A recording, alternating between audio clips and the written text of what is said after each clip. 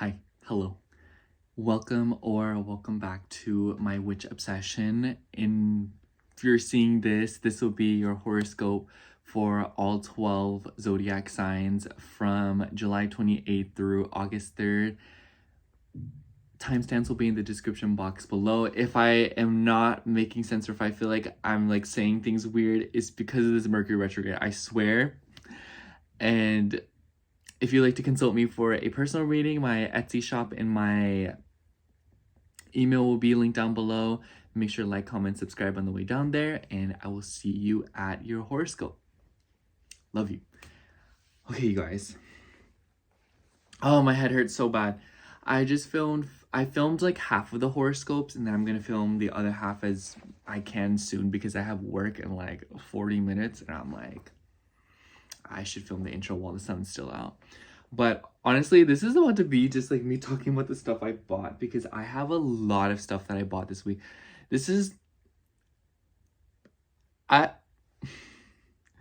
Listen, y'all, I already bought a lot of stuff when I had no job, and here I am with a job, and I'm like, it's even worse now. But I can't help it. But it's just like... Anyways, before I get into the stuff I bought, I actually wanted to show you guys the books I've been reading.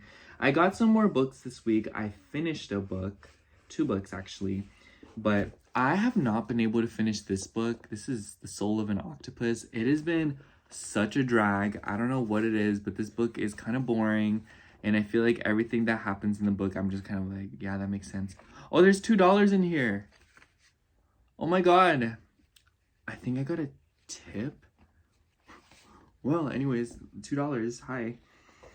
But yeah, I don't know, y'all. This book has been such a drag. I cannot wait till I finish it. I literally can't, like, I'm not even halfway through the book. It's just I can't with this one. I don't even want to read it. The other books that I've been reading, I read this one, The Hoodie Girl by Yuen Wright. I actually read the Wattpad version of this back in like 8th grade, and I decided to read it again. And I've had this copy for a very long time now, but I actually never got around to reading it. And I actually really liked it. I was honestly pretty surprised because the book was more about character development than it was about romance. Because, sorry, I'm like trying to like get comfortable, but I feel like this book particularly, this book is what?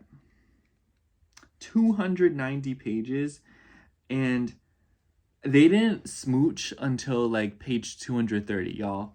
This was a slow burn. Granted, it takes place in like high school. This is like an old book, you know, like I read this in high school, but I really liked it, and the character development was so crazy, and the people, the characters, the protagonists, the couple, the people they start out as in the beginning of the book, they're no longer the same at the end, and it was very beautiful to read actually. Another book that I literally got it the other day and I read it in one day, The Alchemist. Oh my gosh, you guys, this is Paulo Coelho. Anyways, this book was so good. Easily one of my most favorite reads of the year. Oh my gosh, I like this more than Liars. Liars is easily one of my most favorite books I've read as of late. But oh, I finished another book. I completely forgot to show you guys. Let me get it. It's on my bookshelf. I'll show you. Anyways, I just really loved this book. It was so good. I'm not gonna spoil it. It was a pretty easy read because, you know, it's not that long, and, you know, I really love this book. It's very good for like manifestation, but it's also good for perspective, and I don't know. It was also interesting because it took place in the Middle East, like Northern Africa, like Egypt and Spain, and reading about what it may be like over there in any way, shape, or form historically, and it doesn't matter, just any context. It was very interesting, but a lot of it just takes place in the Sahara Desert, and it was just very beautiful. I don't know, I see myself rereading this like as a comfort book. Another book I finished was It Started With a Dog by Julia London. Y'all, I've had this book since I think like 2023 or 2022. I just got around to finishing it. Perpetually, you can see it. You can see where the book I stopped. It's like lighter here. I stopped reading here. I don't know, this book was just such a drag for such a long time. And it's Julia London's books, this one and You Lucky Dog. I feel like a drag because it doesn't expedite romance. I feel like a lot of romance novels, they do rush, or they, you know, like speed up the process of like love and relationships. And there's nothing wrong with that. It's fiction. But this one, it feels like you are literally living with the characters. The things that they go through, it's just like, girl, like, of course that would happen. You know, it's like a just their luck kind of situation. But this book is very complicated, and I feel like the characters' personal issues and stuff are very colorful and very vivid, and they're very saturated. I liked You Lucky Dog more than this one, but this one was just so good. I do appreciate it. I do love it, and I'm very glad I finally got around to finishing it before I brought it to one more place thinking I could finish it, and it's like damaged. But yeah, this good book. I like it. Would I reread it? Probably not though. Anyways. Another book I've been rereading, I just started rereading it yesterday, and I like zoomed through because I was at work all day. But it's like, I'm almost there. I have like, what, this much left, this bottom part. I spilled water on this page, so it's a little damaged. But this is The Midnight Library by Matt Haig. I love this book. It is so good. It's so vivid, and it's a little bit depressing at times. But the way I like this book because I like books that are like this, where it's not like a chapter-based book like The Alchemist and Liars. You know, it's not like chapter 1, chapter 2, chapter 3. It's like, here, like, you'll see. The chapters are just quick names, and some of them, like this one's named Fire, and then some of them will only be like one page. And I just really like it because it makes keeping up with the book a lot more easy for me. And I also just feel like he gets so much across by doing this. But yeah, like I highly recommend this book as well, especially if you're someone who like struggles like with like mental stuff, or like, you know, if like the point of life, if you know what I'm saying, because that's what this book kind of talks about. It's very existential. I would love to read this book with Smoke Gets in Your Eyes. I think that it's like such a beautiful combination, and seeing how life can be lived out. And I feel like this combined with The Alchemist is just like, oh, I don't know. I love them. And I can't wait to finish reading it, because the book itself is kind of boring. Like the middle chunk of it, the meat of the book, if you will, it's kind of boring. But the beginning and ending is why I love this book so much. It's just so, it really takes you for a loop. You know, it's kind of boring because life is boring. Life can be boring anyways. Okay, so another book I have gotten. So this book I saw in a YouTube video, and I decided to get it for myself. I've been talking about, this is 3 Summers by Margarita Libracchi. And the premise of the book, or the story, is basically just 3 sisters who grew up in Greece, and this is the book about their 3 summers. But I haven't heard of this book. I haven't read anything. I haven't even started it yet. I'm gonna start it after Midnight Library. Excuse me. But I happen to really like the concept, and I was just like, I heard it's a good summer read, and I was like, you know what, like that's how I'll do it. So I'll let y'all know about this one when I get around to it. Seems like a pretty easy read. I like novels and books that are around like 200 to 300 pages. I feel like any more than that, just a little bit too much for me. Me saying that, and then I'm about to show you guys this book. So this is Dead Money by Srinith Adiga? There was no recommendation for this. I just saw it and I thought it sounded very interesting. But it says, the back is what caught my eye. Hong Kong, 2002, a stock market trader desperate to pay off a gangster debt invents a scam, Afterlife Dollars, a product inspired by an ancient Chinese custom that allows people to buy their way into heaven. It's the beginning of a dizzying chain reaction that ripples in Mumbai, where one man does the unthinkable to secure his afterlife, while thousands of miles away in Amsterdam, another man races against time to stop an apocalypse. As the characters grapple with unprecedented moral dilemmas, their choices will affect the rest of humanity. Profound and intense with unexpected twists and turns, Dead Money is a timely and illuminating satire about religion, capitalism, and how the very things that make us human can ultimately lead to our demise. Can I be honest, y'all? Can I be honest?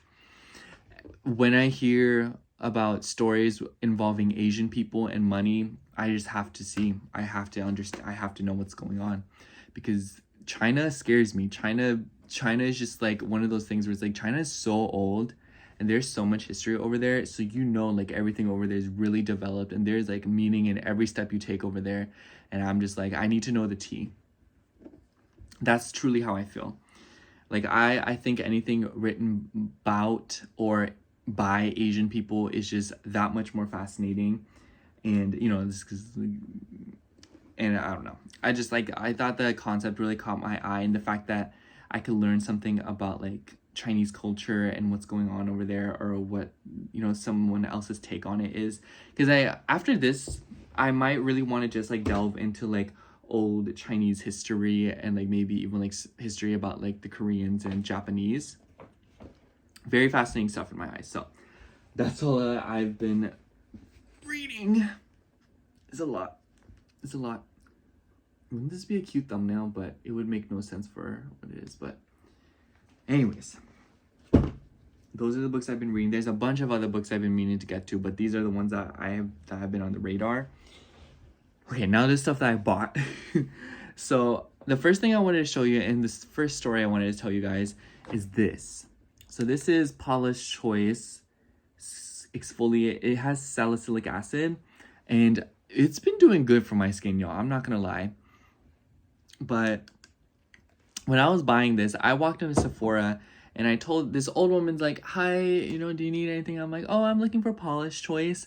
And then she's like, it's over there, but do you want to know even something better? And then she proceeds to like force me to look at these other products, and she's trying to like get me to buy them. And then she's like, this will help with acne, yes, but it will not help with your inflammation. And she was like basically like looking at my face and like, it's not gonna help you. And then I show her like, oh, I got this cream and I'm very excited to try it because I like this brand. It was the Then I Met You brand, and that cream has actually been tea for me. And she was like, that's just water, like that doesn't do anything for you, but this will help with your inflammation. And I was like, girl, my skin's inflamed because I have acne, not because it's just inflamed, okay? Like, do you not understand that like if I get rid of the acne, which is this is what this has been doing, then my skin will stop? I don't know. She was just really irritating me. And it was just like, it's one thing to recommend me stuff, but I didn't ask for your opinion. I was just like, okay, I'll hear out what you have to say. And then you proceeded to like push all these things to me. And I was like very mad. But then as I'm leaving the store, I talked to these two girls that work there, and I was like, hi, this lady back there made me really uncomfortable, and she was just like being very weird, and I didn't appreciate it. And they're like, oh, we're so sorry. And they were like, oh, and I got like really sad. I went from being like, yeah, like I hate her, to like, guys, like you just really hurt my feelings. Like, you didn't have to do all that. But yeah, I really like this so far. I think it's gonna do me good. I remember I used salicylic acid back in like high school, and it cleared my skin up super quickly. But then I stopped using it because it was CeraVe, and I heard like people would be like, oh, don't use CeraVe. Now people are like, use CeraVe. I'm like, you guys just like need to make up your mind. I'm just gonna do whatever I want to do. Anyways, I also ordered more stuff from Rhode. I got the barrier butter, the bigger one, because I do like it. And then I got the glazing mist again because I'm out, and I was like, oh, I don't want to have to pay $10 for shipping, so I'm just going to get this. I'm probably not going to get the glazing milk again. I don't know. The smell just really off-puts me. I think I'm going to get the cloudberry essence from Glow Recipe and just call it a day, because that one's pretty good. But this is the barrier butter. I really like this stuff. It's very nourishing. It's thick, which is something that I need. Very detailed with the packaging. I love that. Yeah, what can I say? I think this is one of my, if not my favorite product from Rhode. This is really good. The barrier butter is a vibe. And then the glazing mist, I showed you guys. But I really like this mist, actually. I wasn't expecting to like it as much as I do. And it's very helpful. It's also, I just keep it out on my bathroom counter because I feel like it looks very chic. It looks very pretty. I don't know. But yeah, I like this. Hailey Bieber hit a home run with this one. And I also really like how you can open it. Like, I like how it opens and you can put other things in it when you're done with it. Because trust, I will put other things in it. I don't know what. Maybe water for my plants. But anyways, the next stuff I got was some clothes. And I got 3 button-ups. 2 of them because they were on 60% off at Abercrombie, and so they went from like 70 to like $30, so I got 2 for the price of 1. They're all cropped, all 3 of them. So this one is like, they're the same texture, but I got this button-up. I wanted a black one, and I feel like this color was very like, it's kind of giving silk satin, but without being silk satin, and I really wanted that because I feel like I don't have anything like that, and I was just very intrigued, and I wanted like an all black outfit for whatever occasion it might be. So there's that. And then I got this other one that's more of like a, it's kind of giving like school or like sailor, but here. This is this one, and I really like what is this called? This is not the embroidery. This color.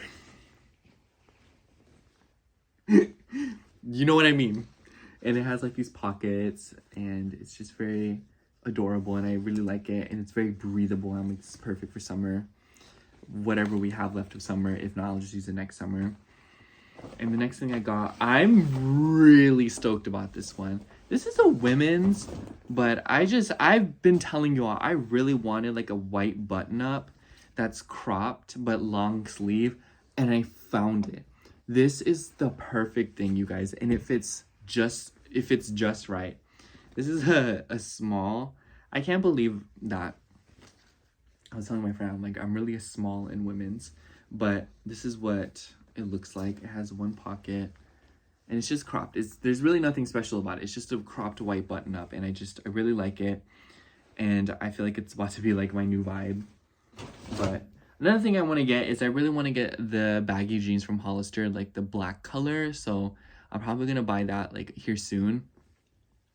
But yeah, I'm really excited about this stuff, and maybe, I don't know. I don't know why I keep buying clothes. I don't even go out, but I like having it, and I'm like, I'm not hurting anyone, and the bills are paid, so it's like, just be happy. But, and that's what I bought, and this is what I wanted to mention. I thought it was funny because no one told me this, and if there's any guys watching this, let me know if you knew this too. But women's clothes, the button-ups, they're on like the opposite side. And I was telling my friend about it, or she was like, oh, like the buttons are backwards. And I was like, why? And she was like, because back in the day, women used to get dressed by other people. And I was like, when she said that, I was just like, dang, like I really don't know anything about women. Like why is this information being kept from me my whole life? I don't know, y'all. Anyways, that's all I have for the intro. I feel like that was so much at once. My head still hurts. But I will see you at your horoscope. Thank you so much for listening. If you watch the whole horoscope today, what can I have you comment? Comment the rock emoji. I'm looking at my salt lamp and I'm like, rock. So comment the boulder rock looking emoji if you listen to the whole horoscope today. Thank you so much for listening. I love you. See you there. Okay, starting out with Sagittarius rising. So hello, Sagittarius rising. If you are seeing this, this will be your horoscope for July 28th through August 3rd.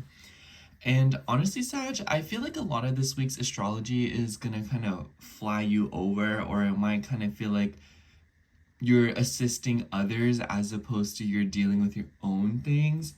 I would imagine that if you're dealing with your own things, it would be in the beginning of the week because the moon will start out in Virgo.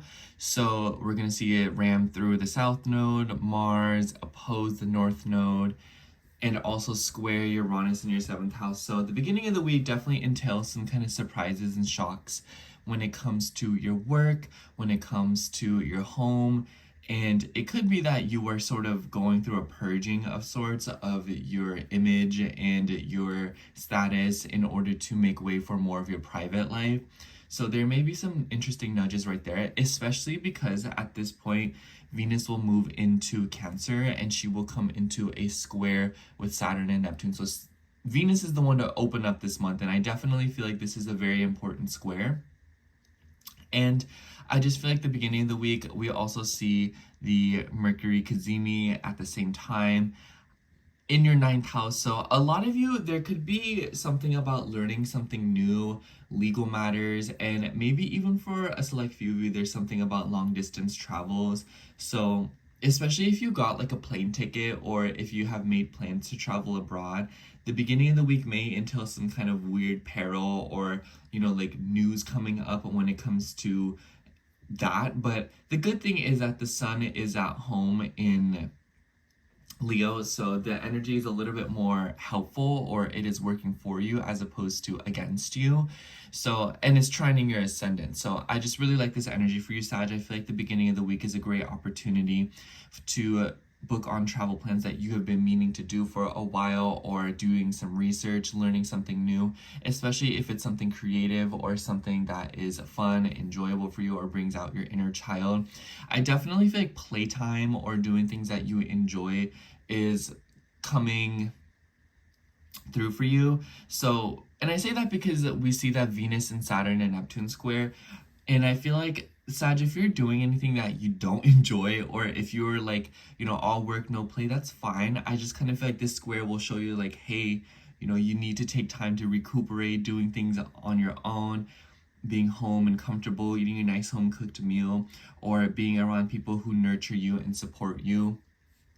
This is very two distinct energy in my eyes. One, if you have children, I would imagine that this Venus and Saturn square will bring up a lot for you. The good news is that Venus and Saturn have a pretty good relationship, but Saturn is not happy in Aries. And what I mean by this is I just feel like there's something going on of your money versus your children's money, having to pay for something for your kids. Maybe with the Mercury Cazimi, it's something related to their schooling, their travel plans.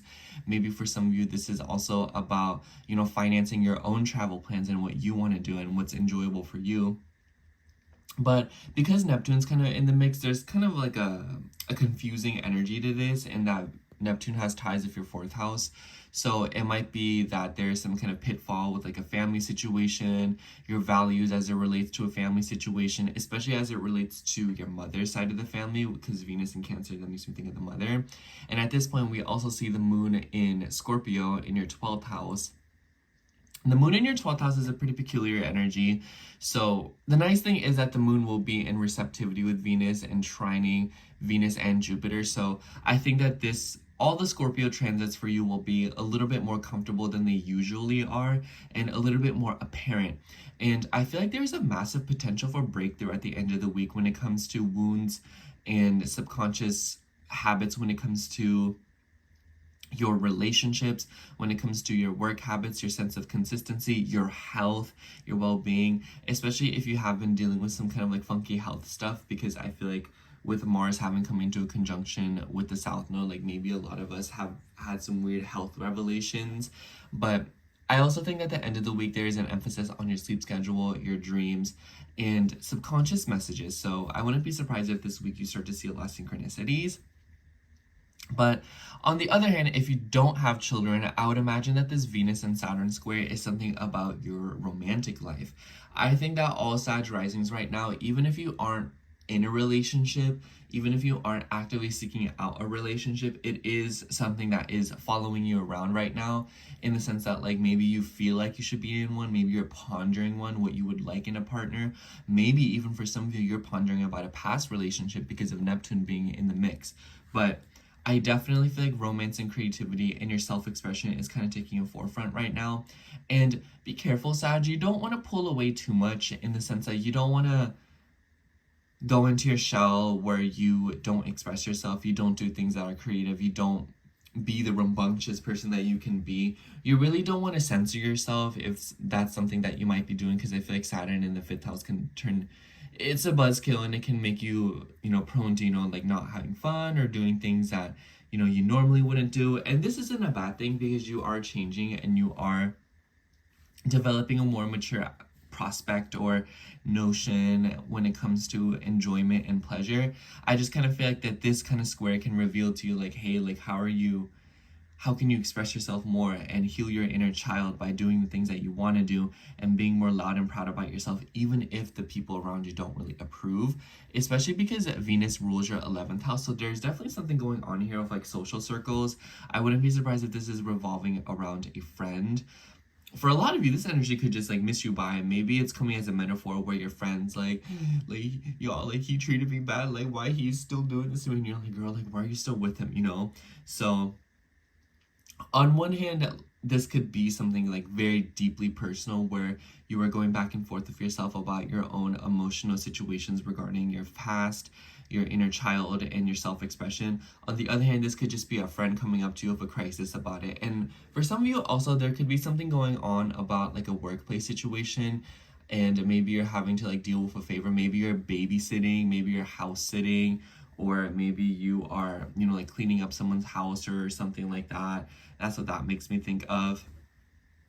If you are babysitting or you do have children, this will definitely be an interesting aspect to see. So the beginning of August may entail some kind of weird like breakthrough or like massive change or like a trouble that you're having to deal with, especially if you're traveling with children.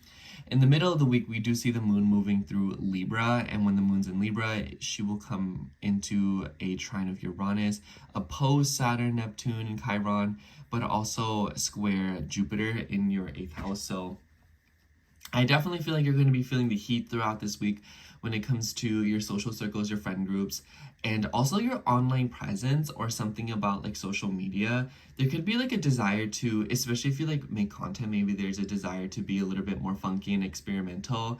But for others of you, I also feel like this could be something about like intimacy and how you relate to friends. You know, it's kind of like a what I think and feel versus what they think and feel. You know what I mean? So a lot of you could be dealing with something like that where it's like you are going back and forth with groups of people or others in general about what it is that your dreams and your visions are and what you want to do versus what others seemingly want you to do. And I feel like a Saturn and moon opposition over the 5th and 11th house, it kind of makes me think of like you versus the majority. And you might notice this very literally, like say you go to like the movies of a group of friends and they're like, let's watch this movie, and you're like, oh, I thought we were gonna watch this one and I kind of wanted to watch this one. And then it's just kind of like that's what the opposition reminds me of, you know, where there's something that needs to be hashed out when it comes to how you deeply feel and what you connect with versus what others seem to be wanting to do. And I want to say that with the square to Jupiter, a lot of you might bite your tongue and be like, no, like we can do that. But this is the message saying that like advocate for yourself, speak up, especially with the Mercury Cazimi. I feel like a lot of you will be presented an opportunity to kind of like take a teacher's position or relay something to another person or just learn something very valuable. But overall, Sag, I feel like this will just be the kind of week where like a lot of you may be clutching your pearls when it comes to hanging around your usual friend groups and whatnot. And maybe there is an emphasis on rendezvous with the people that you care about and wanting to be around these people. But definitely something about that, especially with how you've probably been in these past few weeks. There's something coming up here where it's like what should I do? Should I do what they want me to do, or should I just do what they want to do? You know? Anyways, let's pull a card. I also feel like for a lot of you, there could be something going on with like your finances. So the energy seems a little bit more helpful because the Mercury Cazimi is in a very, very light trine with Saturn and Neptune in your 5th house. So I think that this week, a byproduct of good knowledge and good intentions and speaking up for yourself will manifest as money. Let's see what card comes out for you. This one. We have the Two of Swords. Yeah, like this is so what I was talking about, you know, it's like, you know, do we watch the movie they want to watch, or do we watch the movie that I wanted to watch, you know? Should we do this? Should we do that? You know, I want to do this, but I feel like people want me to do this. Should I do this in order to just like get what I want? You know what I'm saying? It's just like you might be going back and forth with yourself throughout the course of this week. And this is a very notorious card in my eyes. I feel like once you start seeing this card, you start seeing it everywhere. But what's interesting is that the moon is there, there's water behind this character, and so the vibe is to follow your intuition. And maybe for some of you there's an emphasis on nighttime, you know, like your relationship with the moon, especially with your chart ruler in Cancer. But what this makes me think is that follow your intuition. Going strictly by your thoughts and your mental body will cause you to be like in an overthinking loop.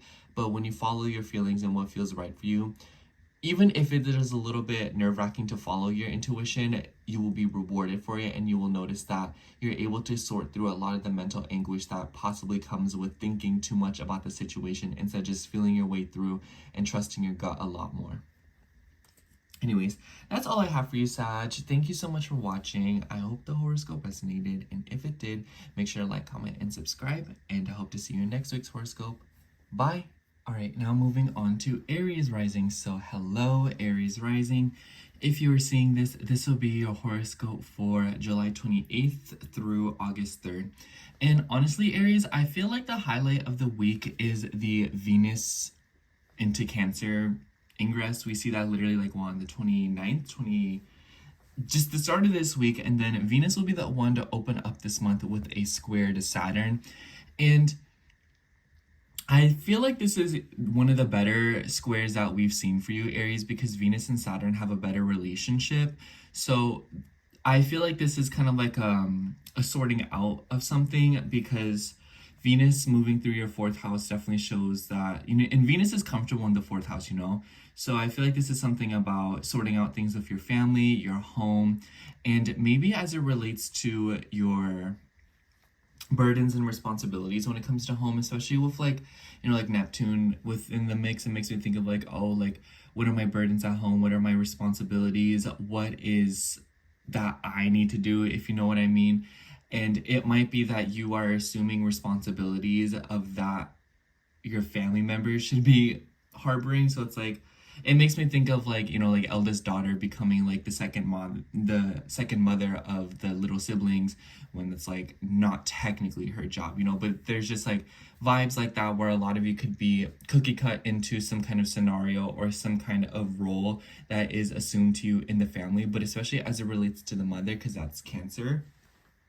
But I also feel like, you know, like for others of you, it makes me think of like older sibling vibes, you know, like older brother. But for others of you, it could also be like, it doesn't matter what the vibe is. It's just like that concept of taking on a responsibility or a job that isn't necessarily yours. So with the square to Saturn and Neptune, a lot of you might be feeling confused about that. And, you know, Venus rules your 7th house as well as your 2nd house. So it could be about your values. It could be about your money and your resources, you know.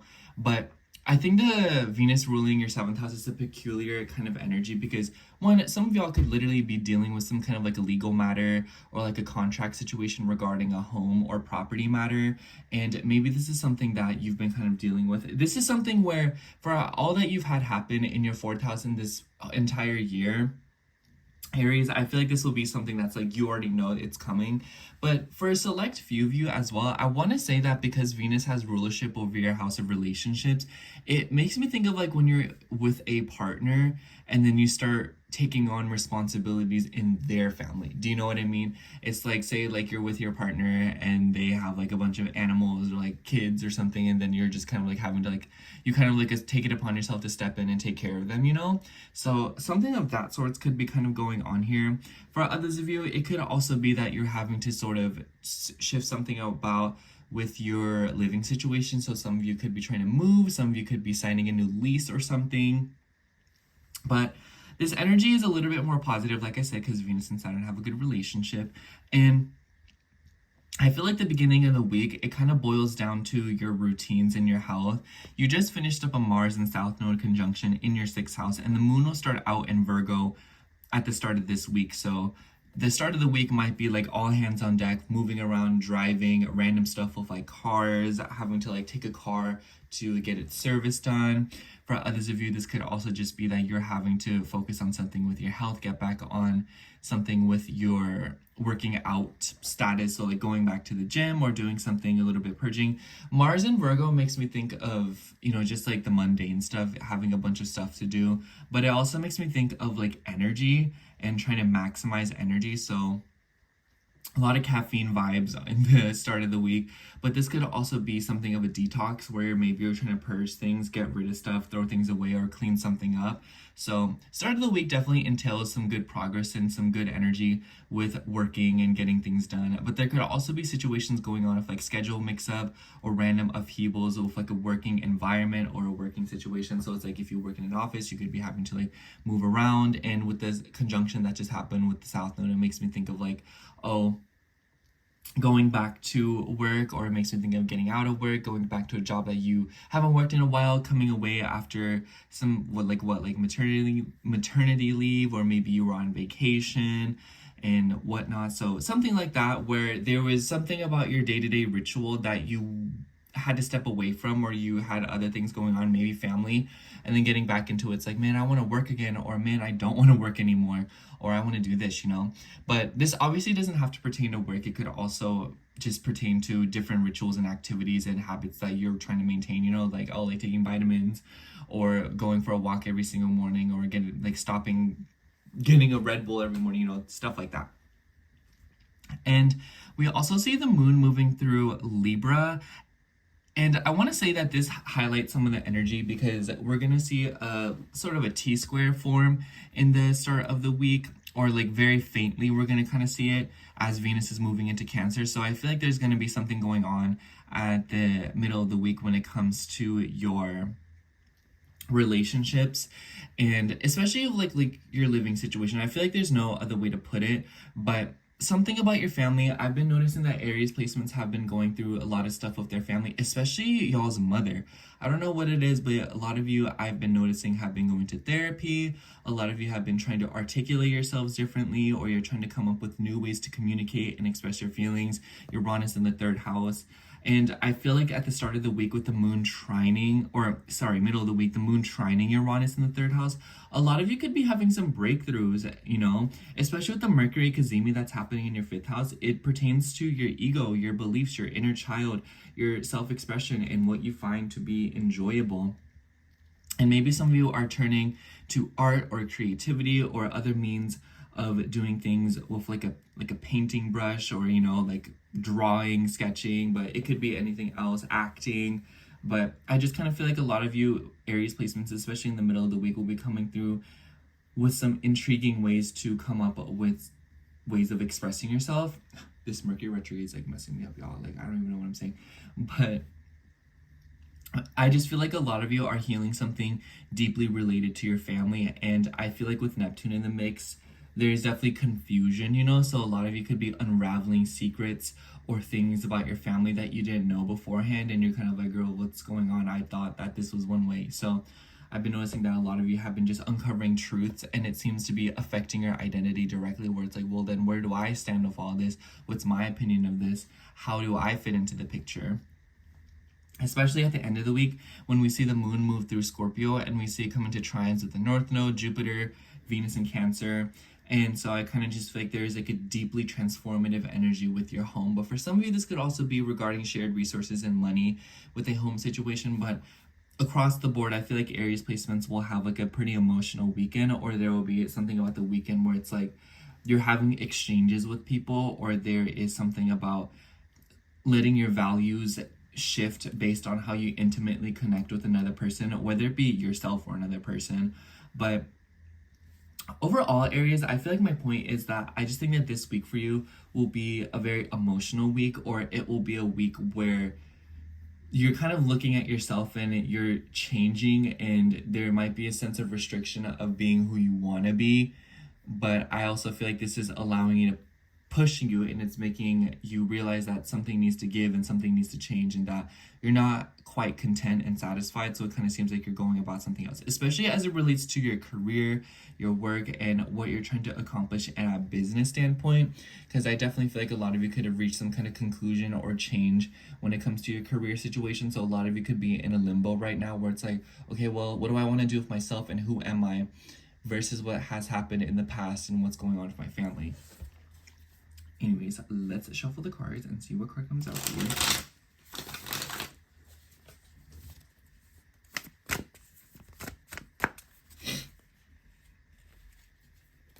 Let's take this one. Yeah, for you, we have the Seven of Wands. So this definitely makes me think of standing up for yourself, defending yourself, standing for what you believe in. But this could also be kind of feeling like there's a bunch of things coming out of nowhere, not attacking you, but definitely threatening you and your identity. And I don't mean that in a necessarily bad way, but it might just kind of feel like a lot of you are unraveling something, or it might be that something is quickly changing. And it makes me think of like, all these things are coming up. How am I going to deal with this? Like this, a lot of you might feel overwhelmed right now, but I also feel like Aries, this is a lot of stuff that was bound to come out anyways. Better to do it now early on where you're able to sit with it, process it, and actually allow it to develop your personality further so that you can become closer to who you want to be, versus repressing it and continuing on with a narrative that you probably don't quite resonate with anymore. Anyways, that's all I have for you, Aries. Thank you so much for watching. I hope the horoscope resonated, and if it did, make sure to like, comment, and subscribe, and I hope to see you in next week's horoscope. Bye! Okay, now moving on to Taurus rising. So hello, Taurus rising. If you are seeing this, this will be a horoscope for July 28th through August 3rd. And honestly, Taurus, I feel like this week for you will start out a little bit awkward because we're going to see Venus move into your third house, Cancer, in the middle of the week. Also, sorry y'all, I hate to be that person, but like Mercury retrograde really does have me in a chokehold, and there will be moments where I'm stuttering or just like not speaking right, so please bear with me. Anyways, so Venus moving into your third house, definitely in like your chart ruler in the third house, it makes me think that a lot of you are moving forward with communication, learning new things, something about your local area as well. This makes me think of the neighborhood. So this makes me think of like running errands. It makes me think of having to do this and that. And because it's in Cancer, the home, it definitely emphasizes that there's something going on here when it comes to your family, when it comes to your siblings, your relatives, especially on your mother's side. But this could also just be trying to make different parts of your life more comfortable. So it makes me think of trying to make your car more comfortable. It makes me think of trying to make your bedroom more comfortable, your place in the neighborhood more comfortable. And this is a pretty experimental energy in my eyes. The moon will start out in Virgo this week. And so it kind of just seems like there's something going on at the start of the week of enjoying yourself, children, having fun, but also finding energy in working out, getting your body moving. And at the same time, we see the Mercury cazimi in your fourth house. So it definitely seems like this week there's a lot of stuff going on with like your routines at home and what's going on at your living situation. But especially as it relates to, like I said, immediate relatives or people who are in your vicinity. And mind you, Venus will be in a square with Saturn and Neptune in your 12th house, which is a pretty intriguing energy. A lot of you might be kind of feeling like, man, I would just want to be home by myself. I want to do things alone. It makes me think like you live in a house full of people and you're like, man, when can I just have the house to myself, have some me time? But it could be the very opposite of that. But, there's just definitely something going on here with, your me time and your personal space. But this could also be something about your gadgets. This could be something about travel situations. I feel like because Saturn rules your 9th house, this could be something about your beliefs, your philosophies, your teachings. There could be an emphasis on education this week and trying to learn new things. Maybe some of you are literally wanting to take a class or maybe schedule some kind of like a getaway or something where you're able to move away from everything, retreats. That's what it makes me think of. But this could also be just taking time to learn about something very quietly. It makes me think of like a hermit energy. So this makes me think of reading. This makes me think of reading up on blogs, watching comfortable movies. And Venus in the third house also makes me think of, with Cancer, it makes me think of turning to things that are familiar to you. So like reading a book that you read before, watching a movie that you've watched before, going to your favorite coffee spot in town that you used to go to when you were a little kid with like your brother, your sister, or somebody else. So there's a sort of nostalgic energy, but especially as it relates to things that contain information or are in your immediate vicinity. And it could also be related to children for some of you because the moon will start out in Virgo this week. So Might be that a lot of you start this week wanting to have fun, doing things that you enjoy, or a lot of you could be finding a lot of pleasure in getting the mundane completed, doing what you need to do, and keeping yourself busy. So, especially with the South Node conjunction, so it might be that a lot of you are getting back into like a routine or a habit or something that you used to do for enjoyment that you just kind of gave up on a while ago. And I wouldn't be surprised if it pertains to like a service or if it pertains to receiving a service, especially in the middle of the week when the moon moves through Libra. So I feel like the middle of the week there could be something going on with, like I said, getting a service done. And there could be, because the moon will also trine Uranus, a lot of you could be, you know, like investing your money weirdly in the middle of the week, in the sense that maybe you're buying something for your health that you wouldn't really have thought would be something that you would buy, or maybe you're buying a certain skincare. That's what Libra makes me think of, skincare stuff, but this could also be stuff that you wouldn't normally get done. Like there's just like an unconventional or even a genius way of approaching your health and your routine, and it could be that a lot of you are investing money or having conversations with people in order to see what else that you should be buying next or what you should be putting your money into next. But this could also be something about work situation. I think that the whole first half of the week for you, Taurus, definitely entails a lot of work getting done, you know, taking care of stuff, and maybe pulling away from everybody in order to complete what it is that you need to complete. And there might be a little bit of a busy energy in the air at the start of the week. So just kind of take your time with that. And it's all about your perspective and how much you decide to enjoy what it is that you are trying to put your energy into. And I feel like it all boils down to your home and your family. I feel like no matter what zodiac sign you are right now, there is an emphasis on your home, your sense of comfort, and preserving something about the past and what has happened before. I would also be wary of tense conversations. Maybe for some of you, there could be like situations coming up this week where you're having to have like tense conversations, or maybe there's like possibility of like argument or having conversations with people whom you haven't spoke to in a long time. Especially with the South Node conjunction and the Cazimi happening in your 4th house with Mercury retrograde there. It could be that a lot of you are hearing back from family members or even flings or just people in general whom you haven't spoken to in a very long time. And maybe this could be simmering up a very awkward conversation or talk. For others of you, this could also be having to sort out something of like documents, signing things, phone calls, therapy. But this could also be getting some kind of like a consultation. Maybe some of you are trying to get a car fixed. Maybe some of you are trying to take care of like a vehicle situation or something about your schedule as well. I think that because Venus rules your 6th house, a lot of you could be feeling like you're spreading yourself thin this week when it comes to your obligations and your day-to-day responsibilities. And either it's that you feel very overwhelmed, or you feel as if though you don't have enough time to tend to the things that you need to get done, whether it be just like doing the dishes, mopping the floors, cleaning up. But it could be a whole flurry of things.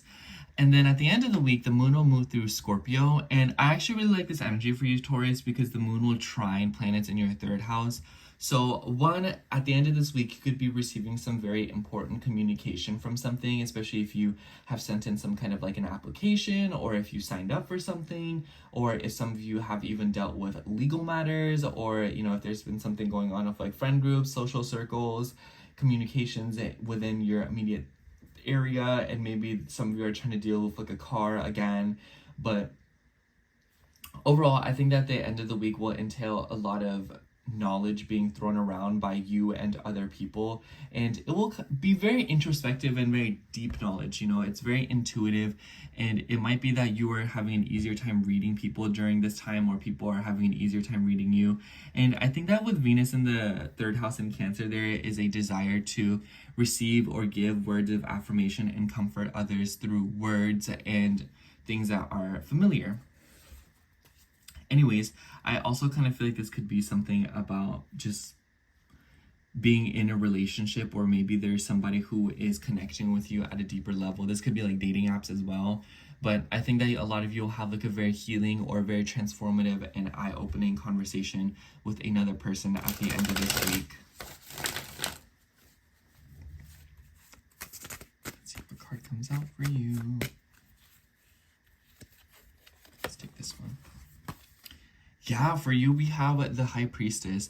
definitely makes me feel like this is you being very perceptive, and it might be that this week you receive intuitive hits or you feel things before they actually happen. So trust your gut and trust your intuition this week, and know that you know best for what's going on in your situation, and your intuition, especially from here on out, will not be failing you, and you'll be able to see things pretty perceptively.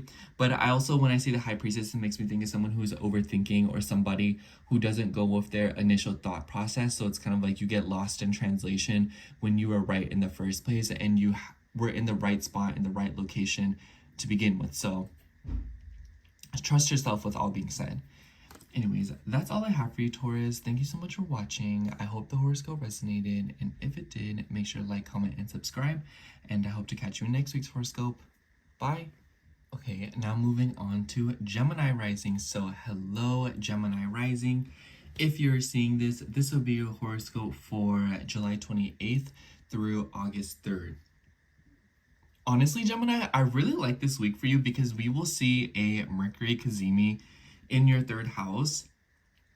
And the reason why I like this is because I feel like a lot of Geminis have been feeling very disheveled, or it might kind of just feel like you've been all over the place for such a long time. You spent a lot of your time trying to structure your routine, get something done with your work, getting a job, or sorting out something with your day-to-day obligations. And I feel like this Mercury Cazimi is going to help a lot of you receive some kind of clarity in this department, especially if a lot of you are trying to do something creative. That's what Leo and the 3rd house makes me think of. It makes me think of like making content. It makes me think of writing a book. It makes me think of indulging in these sort of things, you know, like watching movies, watching stuff that you love. So for a lot of you, it could just be that maybe you're wanting to pursue something more creative in like the digital realm. But for others of you, it might be that a lot of you are turning to the digital realm in order to garner some kind of inspiration, or at least indulge in something that you are very familiar with and like. So I just kind of see this week as a turning point for a lot of you, where you are realizing something that you're kind of going back on, and maybe some of you are even ruminating or having very important conversations with people that have been meaning to be had but were just never had.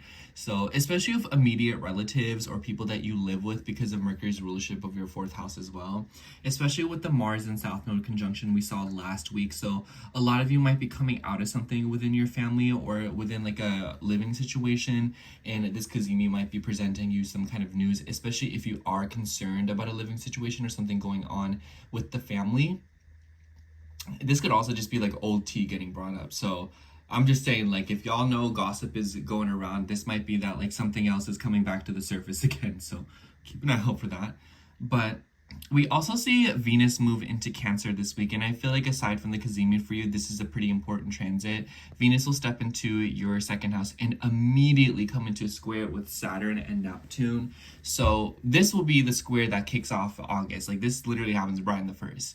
So with Venus moving into your 2nd house, aside from the square, just this transit in general definitely entails comfort and security, but within a financial realm, wanting to have a certain amount of money in the bank, or wanting to have certain things sorted out with a financial situation. So I think that a lot of you could be trying to save up. A lot of you could be trying to invest your money a little bit differently. Excuse me, by the way. And Venus does have ties with your 5th house as well. So maybe this is something about your creativity, your ego. This might be something that you're doing in order to feel secure within yourself. So it makes me think of like, if in order for me to feel tea, I need to make sure that I have at least this much money in my bank account, you know? And obviously that doesn't have to be the manifestation for a lot of you, but this is definitely something about your confidence and your values, but especially as it relates to your sense of security, your home, and your family. And your home might actually be a source where you are investing a lot of money.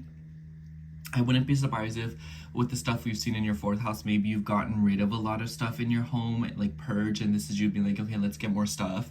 But Venus will square Saturn, like I said, and I feel like this square is a pretty peculiar one for you because Saturn's in your 11th house. So for a lot of you, this could be related to your sense of security and connection within your social circles. Maybe a lot of you are feeling either very clingy with a certain group of friends, or maybe a group of friends are being particularly restrictive or clingy with you. So something about this dynamic could also be under observation in some way, shape, or form. And Saturn rules your 8th house, so this also takes a pretty financial tone for you. So I wouldn't be surprised if some of you are expecting money or working with a group of people or some kind of like a collaboration in order to receive money back from something. So this makes me think of like nonprofit stuff or working with like a selected group of people and whatnot, especially with Jupiter in your 2nd house as well. I just feel like a lot of you could be receiving some kind of a benefit, or a lot of you could be more concerned about the emotional things and values that you project onto your connections and how other people relate. And I feel like all of this will kind of reach a boiling point at the beginning of the week because the moon will start out in Virgo. So it's like the day that I'm posting this, a lot of you could be going through some kind of a shift or a lot of responsibility within a home situation. So the moon moving through the 4th house with the Mercury Cazimi in the 3rd house, it makes me think like having to drive around, run errands for family members.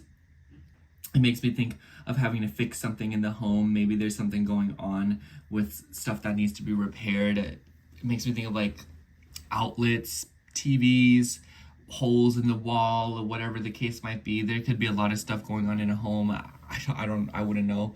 But my point is that a lot of you could be especially called to fix something within your living situation. But this could also be for a lot of you very vague or very important conversations that you are having with people within a home situation, especially with a woman or like a mother figure. I would be wary. A lot of you could be getting into a fight, or some of you might be getting into like a discourse or like a disagreement of sorts. But I see this more towards like your groups of friends. So a lot of you could be, it's just like, it doesn't matter who this might be. It could be your family, it could be a group of friends, it could be just like the people you work with. There's definitely something going on here within like a work situation, and some of you are going through some kind of a purging, and there's conversations that need to be had. Or some of you are doubling back and trying to learn something new.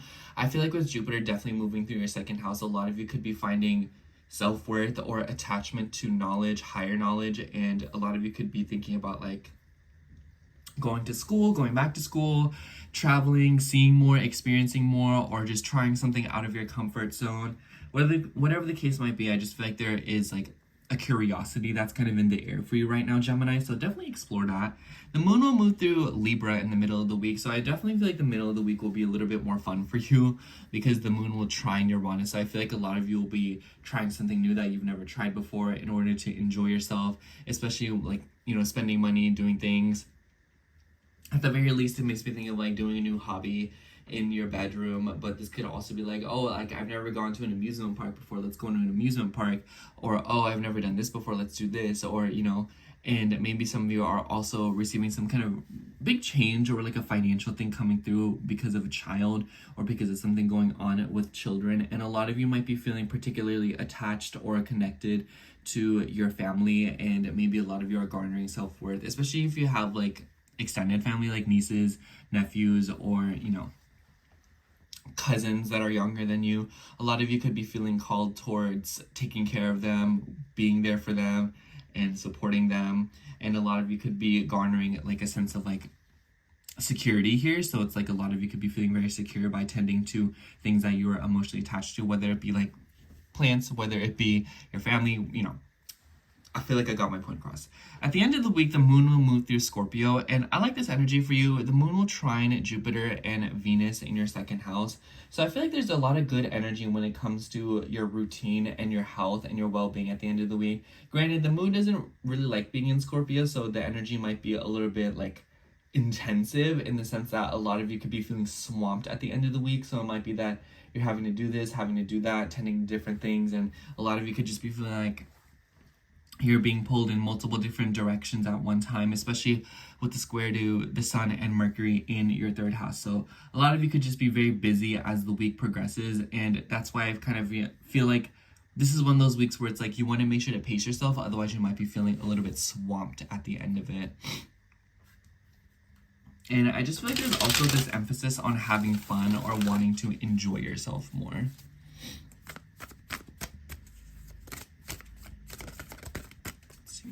Out for you. This one actually really stuck out to me. Let's see. For you, we have the King of Cups.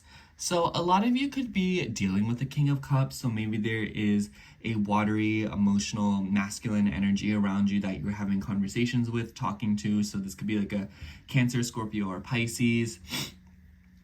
But for others of you, this could be you, where you are someone who has either heavy water in your chart, or you just are an emotional person. And maybe this is you stabilizing your feelings. The King of Cups is the master of his own emotions, and he is able to feel through them and interpret them beautifully. He is very intuitive, and he goes about things based on how he feels. So I feel like this is not only the vibe that you could be encompassing this week, but I also feel like it's something to learn from, as I think that with the moon moving through Scorpio, there will be this call to move through your routine, your obligations, your relationships, and just your life in general with a more intuitive fashion, especially if you've been feeling like your mind is trapping you. And maybe that's what this Kazemi is bringing you. You know, it's like your mind is constraining you, and it's time to pay attention more to your heart, so that there can be balance between the two, so that you can have an easier time making decisions and doing things that are important to you, and tending to your responsibilities and your moral obligations. Anyways, that's all I have for you, Gemini. Thank you so much for watching. I hope the horoscope resonated, and if it did, make sure to like, comment, and subscribe, and I hope to catch you in next week's horoscope. Bye. Okay, now moving on to Cancer rising. So hello, Cancer rising. If you are seeing this, this will be your horoscope for July 28th through August 3rd. And honestly, Cancer, I feel like this is a pretty important week. We have Venus moving into your first house literally the day before August starts. And the minute that she does, Venus will come into a square with Saturn and Neptune in your 10th house. And I really like this for you, because I feel like because Venus and Saturn have a good relationship, Saturn's in the 10th house, he's very familiar with that house. And Venus doesn't, you know, like Venus and Saturn get along a little bit better because Saturn's exalted in Libra. But anyways, besides the point, my point is that I feel like there's something going on here when it comes to authority figures in your career, your identity, and your long-term goals. But because Saturn's retrograde and it's the ruler of your 7th house, I feel like this heavily deals with business partnerships, something about your own personal relationships and how they relate to your career. And because Neptune's thrown in the mix, maybe some of you are feeling a little bit confused, especially with Neptune ruling your 9th house.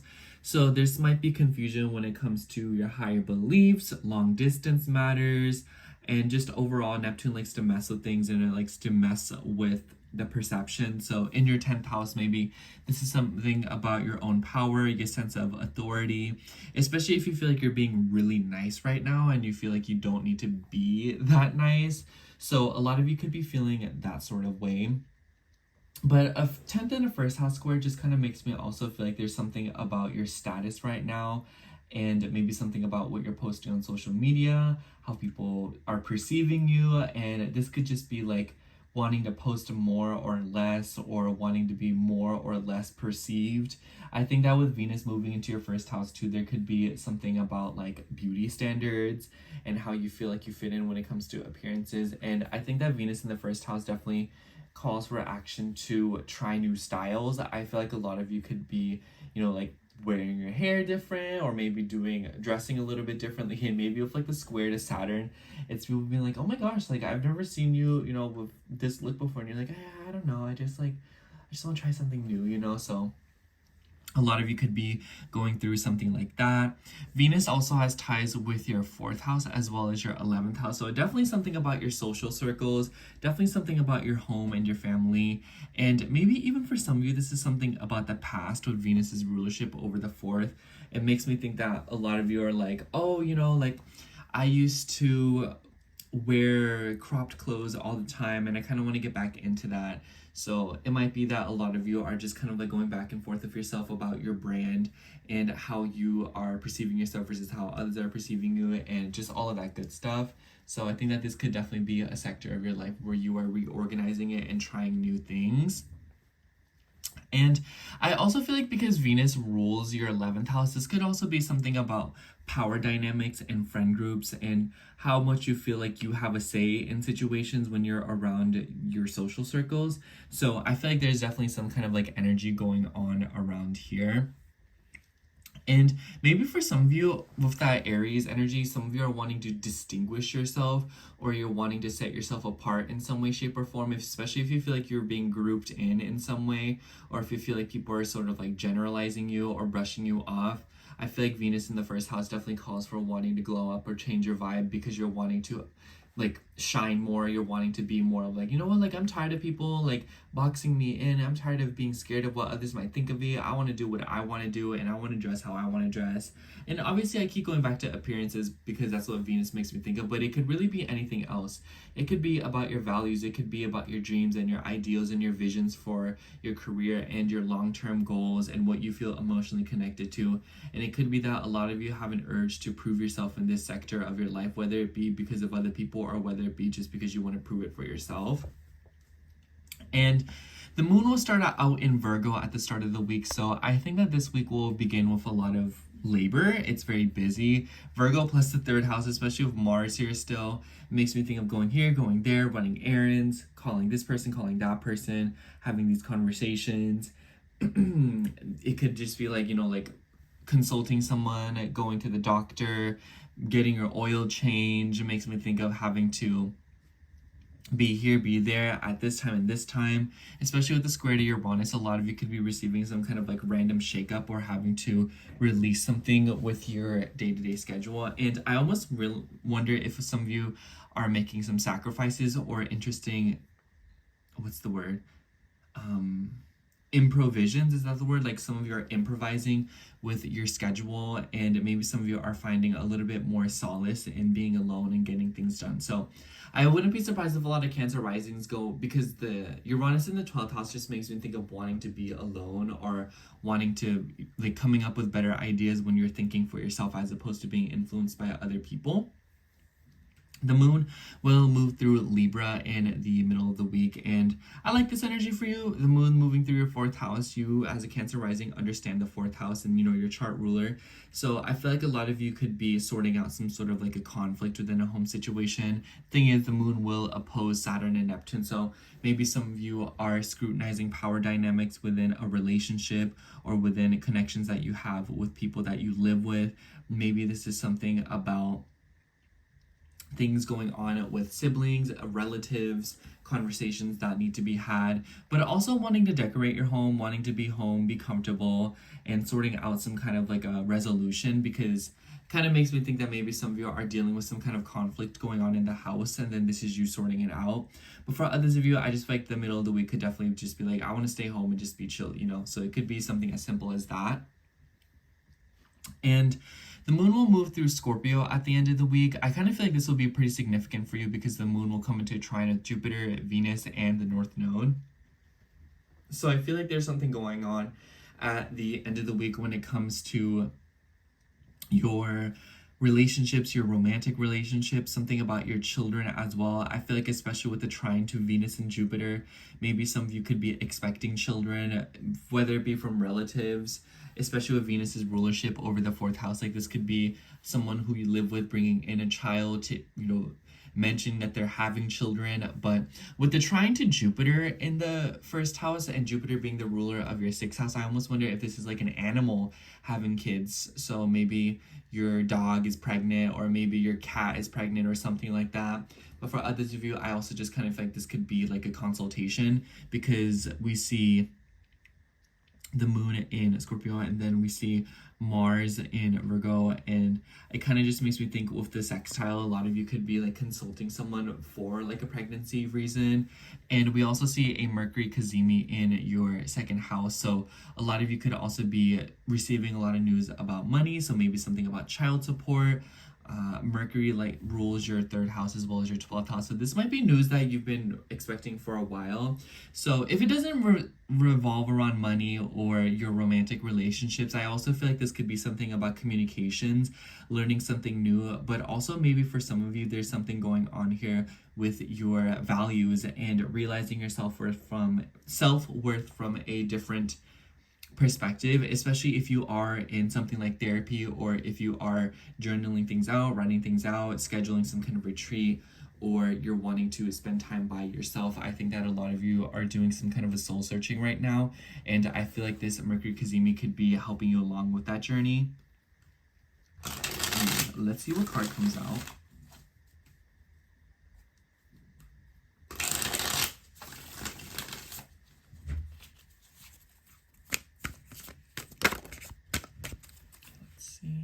This one. For you, we have the King of Pentacles. I was like staring at it for a second. So the King of Pentacles, it could be that a lot of you are literally dealing with a King of Pentacles, so like an earthy, masculine energy.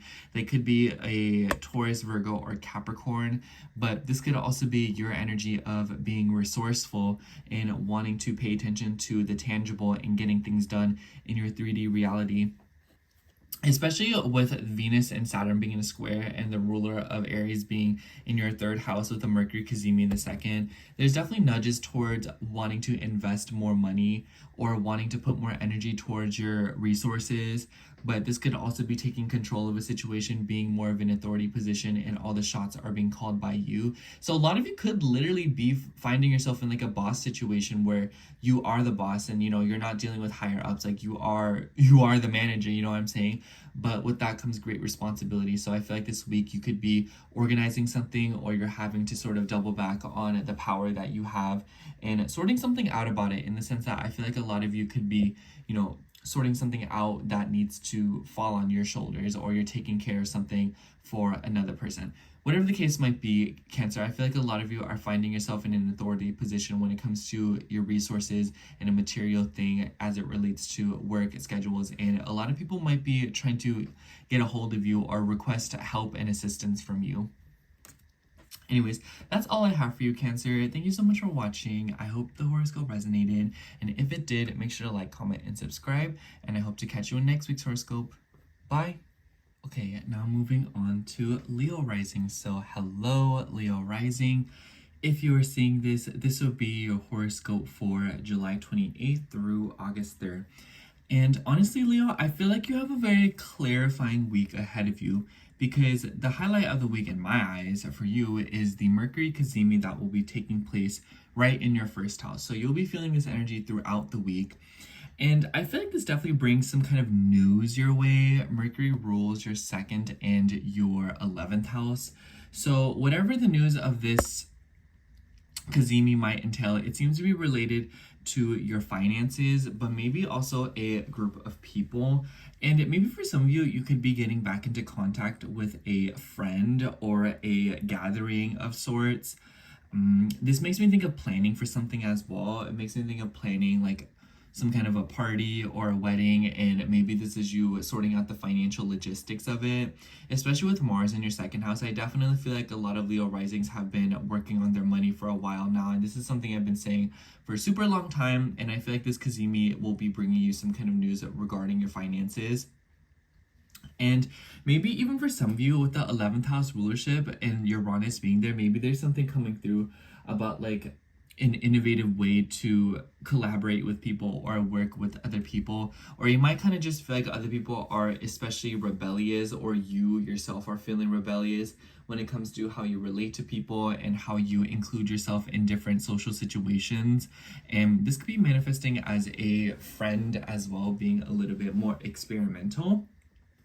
Maybe for some of you, you have like a friend or something that's like pushing you to do something and you're like, I don't know, girl, like what's going on?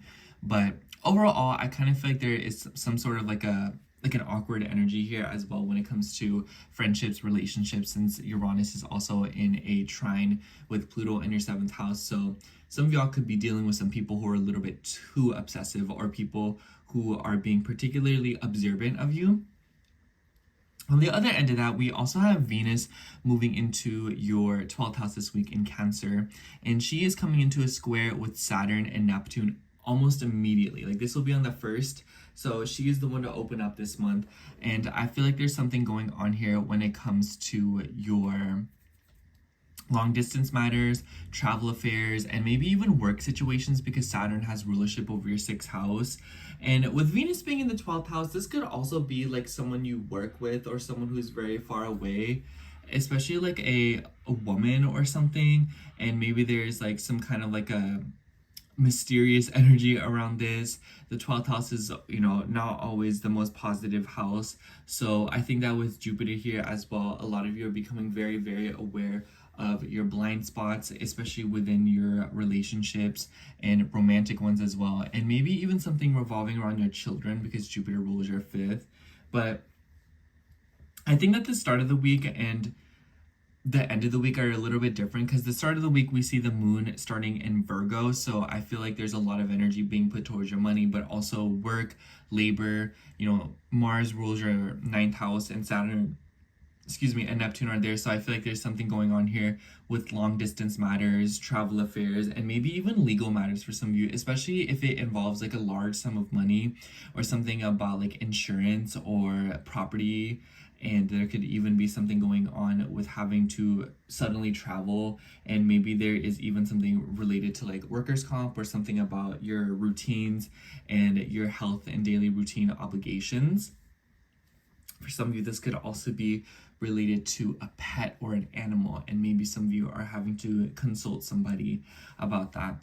And I think that with Venus also ruling your third house, there could be something going on with your neighborhood, and maybe there's important conversations that are being had this week, or you are having to sort of like go on the download and learn something new, or a lot of you are in seek of some kind of like information that is very important but very private.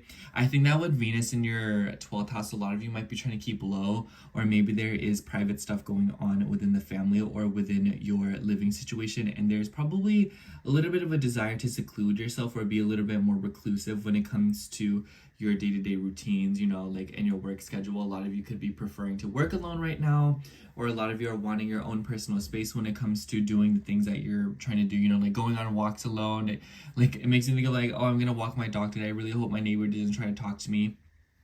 Oh, I'm gonna work in this office today so that nobody talks to me, or I'm gonna wake up before everyone else so that I can do everything I need to do without having to speak to anyone that I live with. So a lot of you could be reaching some kind of like a hermit vibe when it comes to your day-to-day responsibilities.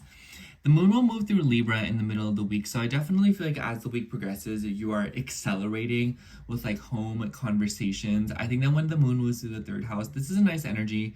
I feel like a lot of you could be having pleasant exchanges with people. I mean, keep in mind at first though, because the moon will come into an opposition with Saturn and Neptune. And honestly, that kind of energy just makes me think of like being needed in one place versus another place at one time. I also think that because of the energy revolving around, or like because the moon will also trine Pluto in your 7th, I feel like there's something going on here with like your personal relationships. I've been noticing that the Leo risings who are like in a relationship or they're connected to someone like that, there's a lot of turbulence going on there. I think that a lot of you, if you're in a connection right now, you might be feeling like it's very all over the place, and maybe some of you are feeling kind of like you feel like you're stuck between a rock and a hard place when it comes to your routines and how you distribute time to people that are important to you in your life, especially if you are, dealing with any like long distance matters, or maybe some of you are having to deal with something with like your educational pursuits in order to make up for something at work, or in order to get more experience of some kind. And I also think that in the middle of the week there might be having to consult someone, or maybe there's something going on with like authority figures, or having to get a hold of somebody through like social media, or having particular conversations. And maybe some of you are having to go back and forth with something about like qualifications for a job or something else if you are applying to things. That literally makes me think of going to the DMV, and then you have to bring your receipt from last night's dinner and your birth certificate in order to make sure that you can renew your registration. So a lot of you could be dealing with something like that. And I think that with Saturn being in retrograde, this is something that you've probably been anticipating for a while now, but it seems like in the middle of the week, you're finally putting some kind of energy towards it to actually do something about it or move forward with it. And then at the end of the week, we're going to be seeing the moon move through Scorpio. And this is a peculiar energy for you, Leo, because this is in your 4th house and it will trine Jupiter and Venus in your 12th house. So maybe there's something going on at the end of the week when it comes to like your living situation, your home, and with the ruler being in the 2nd house, maybe there's something about like having to fix something within your home and it has to like cost money. But the moon in the 4th house just also makes me feel like a lot of you could be wanting some personal space this weekend, going through some kind of like a transformation, and maybe even figuring out some sort of a secret about another person in the family. It could involve like your mother's side, because I think that with Venus and Jupiter in Cancer, there's like a huge emphasis on the collective's mothers or our relationship with our mothers. And I especially feel like with the Kazemi happening in your first house, a lot of you could be finding out truths this week, or a lot of you could be finding out about something that you've been wondering about for a while now, or there's maybe some kind of news or information that was kept from you, and then it'll be presented to you, and then it kind of is like, oh wow, like that makes everything make more sense, you know? So I think that this week, basically, Leo, the best way to say it is that I think that a lot of you are just moving about, learning new things, and you're having to sort of, I feel like a lot of what you're dealing with was what Sag was dealing with for a while, where it seems like a lot of your life right now is based upon other people and their actions. So a lot of you might feel like you're reacting based on what others are behaving, and this is kind of like what's dictating your life right now. But I definitely think that this week there's a lot going on with having to give up some kind of knowledge or learn something new or finding out something that you've been wondering about. But for others of you, I also feel like this could be the desire to pull away in some way, shape, or form and create space between you and something or someone else. And I also think that a lot of you could be trying to help somebody or bring some kind of assistance. Don't allow your self-worth deriving from providing or use to people. Like being useful might be how you feel useful or how you feel good about yourself, Leo. So it's like, don't allow guilt or don't allow yourself to, you know, give things up or bend over backwards for people just because you yourself want to stroke your ego. There's other ways to feel productive, and there's other ways to give to yourself and to feel important without having to bend over or break your back for another individual, because that's something I've been noticing for a lot of Leos. This card's really sticking out to me. Let's take it. Yeah, for you, we have the Knight of Swords. Definitely a lot of movement with words, communication. This is a very impulsive card in my eyes. The Knight of Swords says things without thinking sometimes, or he makes me think of someone who thinks of something and is like, oh, I need to say that right now. So I think that for a lot of you, there is a deep focus this week, or there is a desire to carry out a specific thought or communicate something that you have been pondering over for a very long time now. So know that your words will have an impact this week, so that's why you want to conserve them and you want to use them for moments that are very, very significant. You don't want to just like spill the beans mindlessly, or you don't want others to spill the beans mindlessly. I just kind of feel like the more you pull back and the more you hold back, the more information you will get out of external circumstances. Anyways, that's all I have for you, Leo. Thank you so much for watching. I hope the horoscope resonated, and if it did, make sure to like, comment, and subscribe, and I hope to catch you in next week's horoscope. Bye. Okay, now moving on to Virgo rising. So hello, Virgo rising. If you're seeing this, this will be a horoscope for July 28th through August 3rd. Honestly, Virgo, this week feels very, not mental, but it feels very like cerebral, and a lot of you could just be thinking a lot because we have a Mercury Kazemi in your 12th house. This is your chart ruler. So in your 12th house, seeing a Kazemi like this, I feel like a lot of you could be having some realizations or a lot of aha moments when it comes to your pride, your ego, your sense of creativity. And it might be that messages come through to you by doing things that are creative or doing things that inspire you. And this is a peculiar energy. Maybe messages could be coming through to you through children or through like creative outlets. It makes me think of like you've been feeling like you're in a toxic relationship, and then you watch a movie, and then, you know, the person breaks up with the person that's being toxic, and then they're so much happier afterwards, and they're like, I don't know, y'all, like this just sounds a little bit like, you know what I'm saying? You know, a lot of you could be dealing with reading a book, and then the book is like, hey, you know, like this person decides to go on a journey and like quit their job, and then, you know, you're kind of like, is the universe trying to tell me something? And obviously I'm not saying do those things, but those are just some metaphors for what a lot of you may be going through, where you feel like through consuming creative things or asserting your ego or just being creative yourself is sending you some subliminal messages. Pay attention to your dreams. Mercury also rules your 10th house.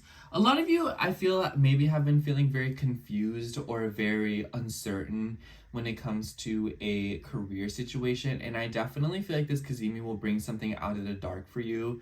And the good news is that the sun is in its home turf of Leo. It doesn't like being in the 12th house. So it just makes me think that a lot of you are seeing right now where you have been too self-sacrificing, or where you have tried to garner attention.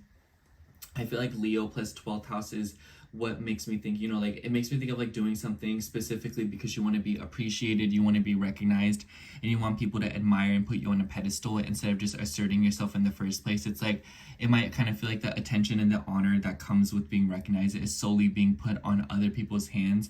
And I feel like this Kazemi is bringing you the opportunity to be like, no, like, I can recognize myself and I am good enough, you know?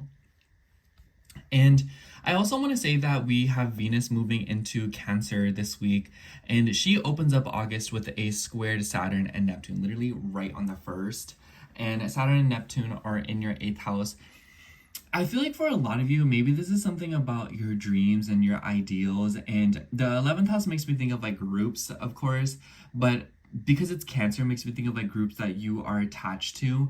And I feel like with Saturn and Aries, maybe some of you are feeling like you want to break free in some way, you know? Maybe it kind of makes me think of like when One Direction banded, you know, and everyone like went their separate ways, you know? It makes me think of like someone who wants to break free, do their own thing, be independent, and not constantly be brought down by a group of people or constantly be kind of like limited by groups of people. And it doesn't have to be that you're literally being held back by somebody. It just might kind of feel like you're wanting to explore more and you're wanting to see more about what you're capable of, what you can do.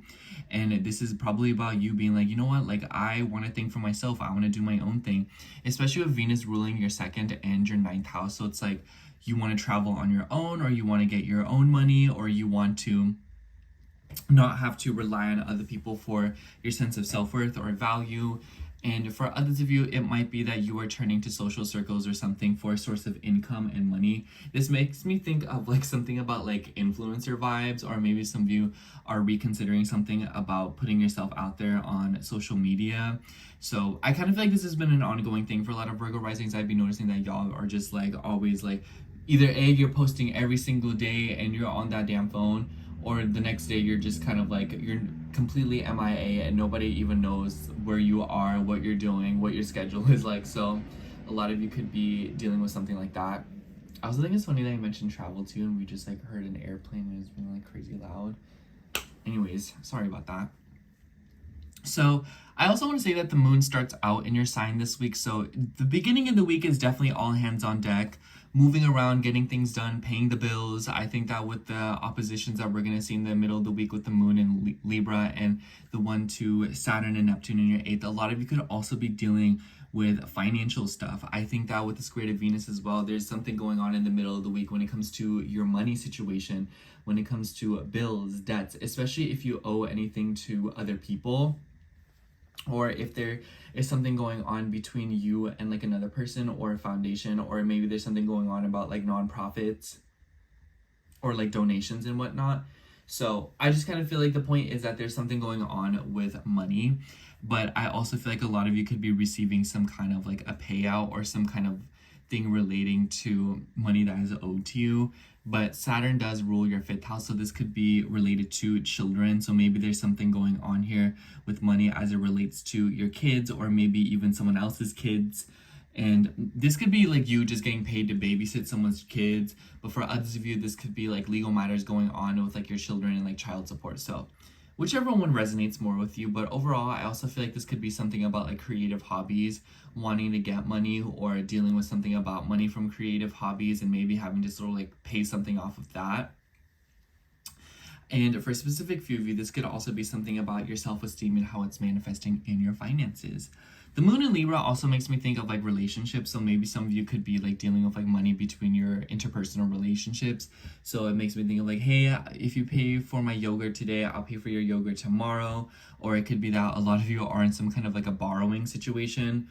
And this doesn't have to be like you specifically owe money. Like this could be other people owing you money and you're like, girl, like give me what you owe me. You know, like B Word Better Have My Money by Rihanna, if you know what I'm saying.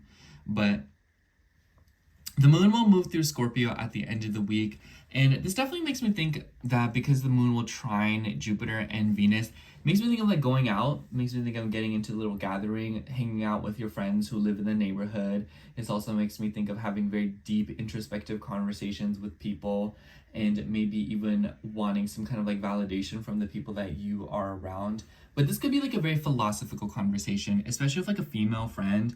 Maybe there's a friend who is visiting from afar, or maybe you are phoning in someone who lives very far away from you because Venus rules your 9th house. Jupiter rules your 4th house, so maybe this is you getting into contact with siblings who live very far away from you. You know, it's like Venus in the 11th is about like friendships, social circles, but in Cancer, it's about the things that we are attracted to, or the things that we are attached to, attracted to as well. So a lot of you could be dealing with a friend who is like low-key in love with you. Maybe some of you are like on dating apps. Maybe some of you are having very meaningful conversations or some kind of transformation coming through from a social media situation. But overall, Virgo, I feel pretty comfortable saying that across the board, a lot of you could be transforming your status online, and a lot of you could be changing your relationship with social media this week. And maybe there is like a deep dive that is coming towards you into literature, reading new things, or learning something new, or maybe just having to haggle with everything online through the internet, whether it be like payments, conversations with people, your hobbies, your creativity, your career. So I would imagine that, especially with Mercury retrograde, a lot of you are having to like sort of like double back on something with technology as it relates to your work and what you're having to do. And I feel like there's like an innovation coming through with like your routine as well. And I just kind of feel like the first half of this week is just you taking action, doing what needs to be done. The second half of the week more so seems like paying through and, you know, like getting back to people who have helped you in the first chunk of the week. So it's like the first half of the week you might be receiving help. The second half of the week you might be giving help. Let's see what card comes out for you.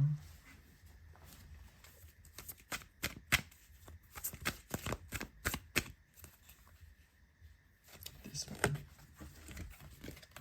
Ooh, for you we have the Ace of Wands. I'm not gonna lie, this card looks a little phallic, if that's the word. So a lot of you could be like, you know, like getting down with some people. Maybe there's something going on about like passion and what you feel excited by, delving into that, whether that be a creative project or a person, if you get what I'm saying. But definitely I get the vibe that there is a new renowned sense of energy coming through and a lot of vigor, especially with the Kazemi happening in Leo. I just feel like this is like getting your ego stroked by something, feeling confident in some way. And maybe even for some of you, this is like a more of like an erotic energy. And maybe some of you feel very like aroused or tantalized by having something. And it might be that through wanting something, you're feeling like, you know, like the fire is burning bright, you know. I feel like I'm like speaking in a lot of innuendos right now, but my point is that a lot of you could have been feeling burnt out up until this week, and I feel like this week you're getting a new renowned sense of energy and excitement for something in your life, and it will be a better idea to dive into it. Anyways, that's all I have for you, Virgo. Thank you so much for watching. I hope the horoscope resonated, and if it did, make sure to like, comment, and subscribe, and I hope to catch you in next week's horoscope. Bye! All right, now moving on to Libra rising. So hello, Libra rising. If you are seeing this, this will be your horoscope for July 28th through August 3rd. And honestly, Libra, I feel like this is going to be a very aggressive week for you if you are the earlier degrees of Libra rising. And I say this because Venus will enter Cancer this week and she will come into a square with Saturn. And I like this energy because on one hand, I do say it's aggressive, but and more so because you seem to be taking control of something, or it seems like you're defending or protecting what you believe in. You know, Venus in Cancer, that makes me think of like defending what you love, what you care about.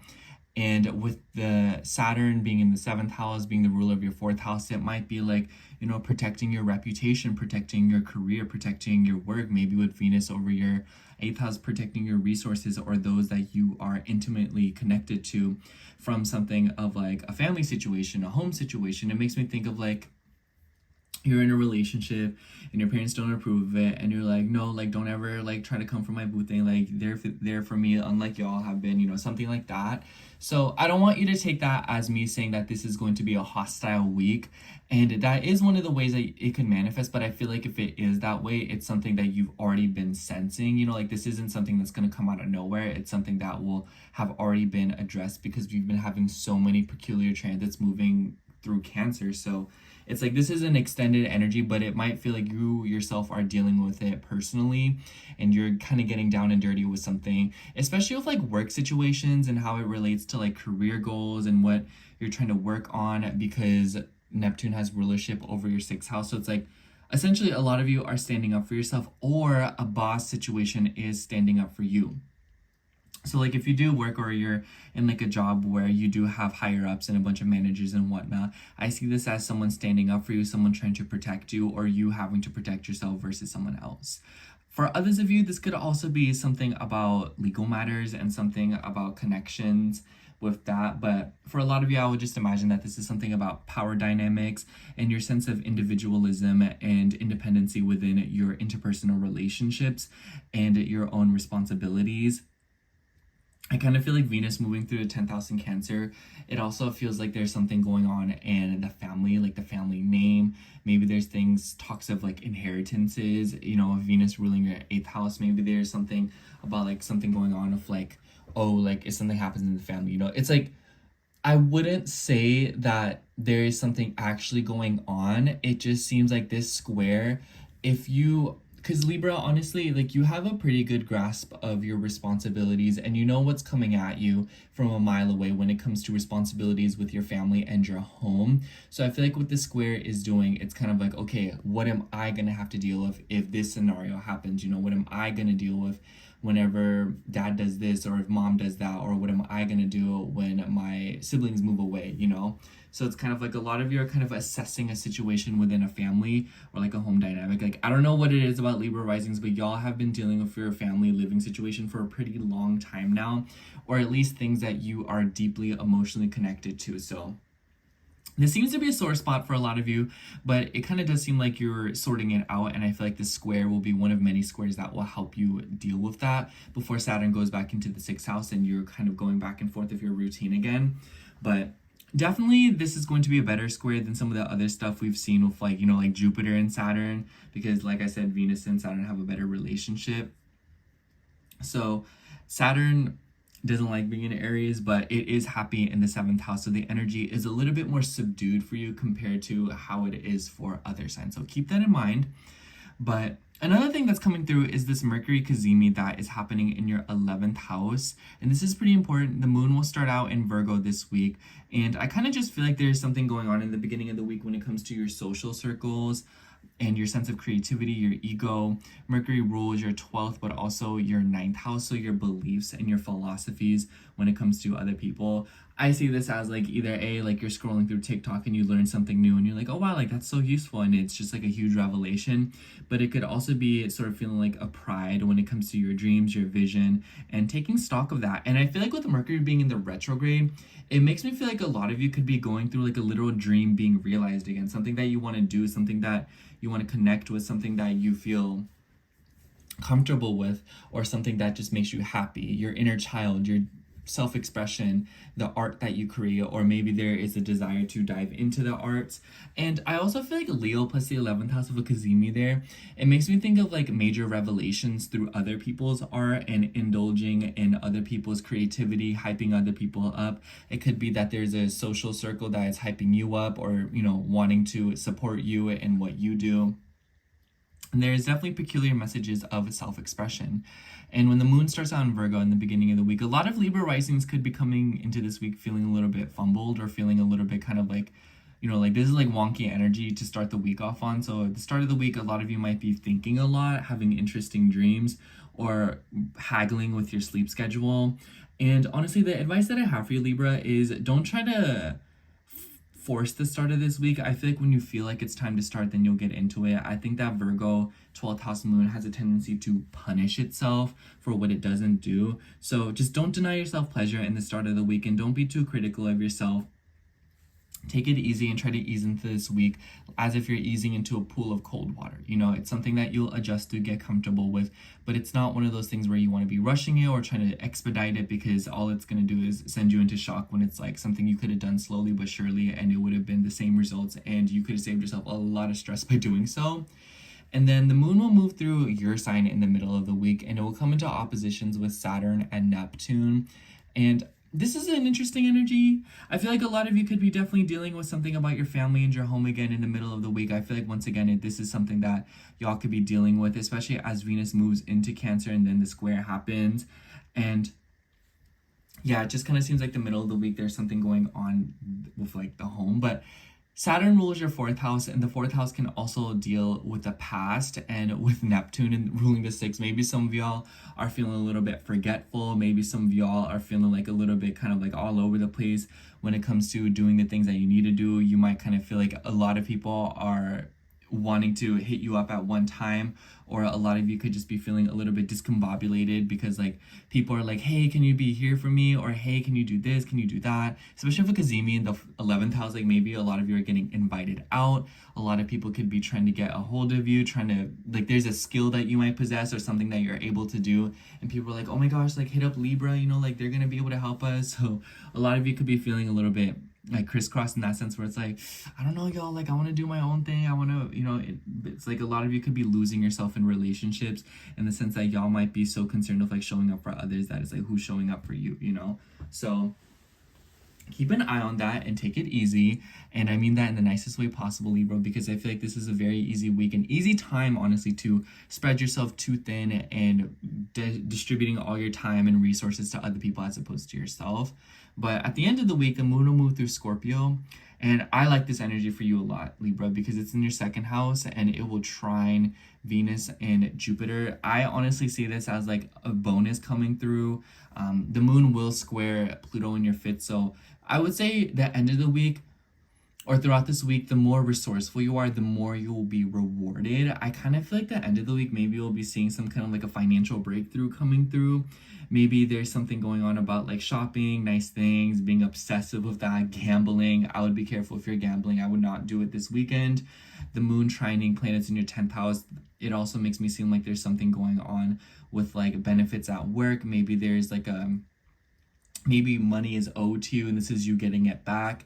Maybe this is you getting some kind of like a raise. Maybe this is you getting some kind of benefit. But I also feel like this could be something about like getting a job or like getting some kind of career situation or feeling sort of important in some way, shape, or form through another person's like wishes. So I feel like a lot of you could just be deriving some sense of security from an external source at the end of the week, whether it be financial or whether it be something more emotional.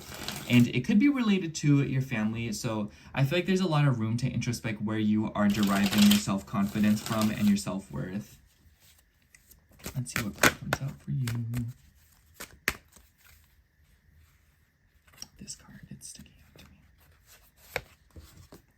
For you, yeah, we have the Queen of Pentacles. So this could be an earth sign, a Taurus, Capricorn, or Virgo in your life. It could be a feminine energy.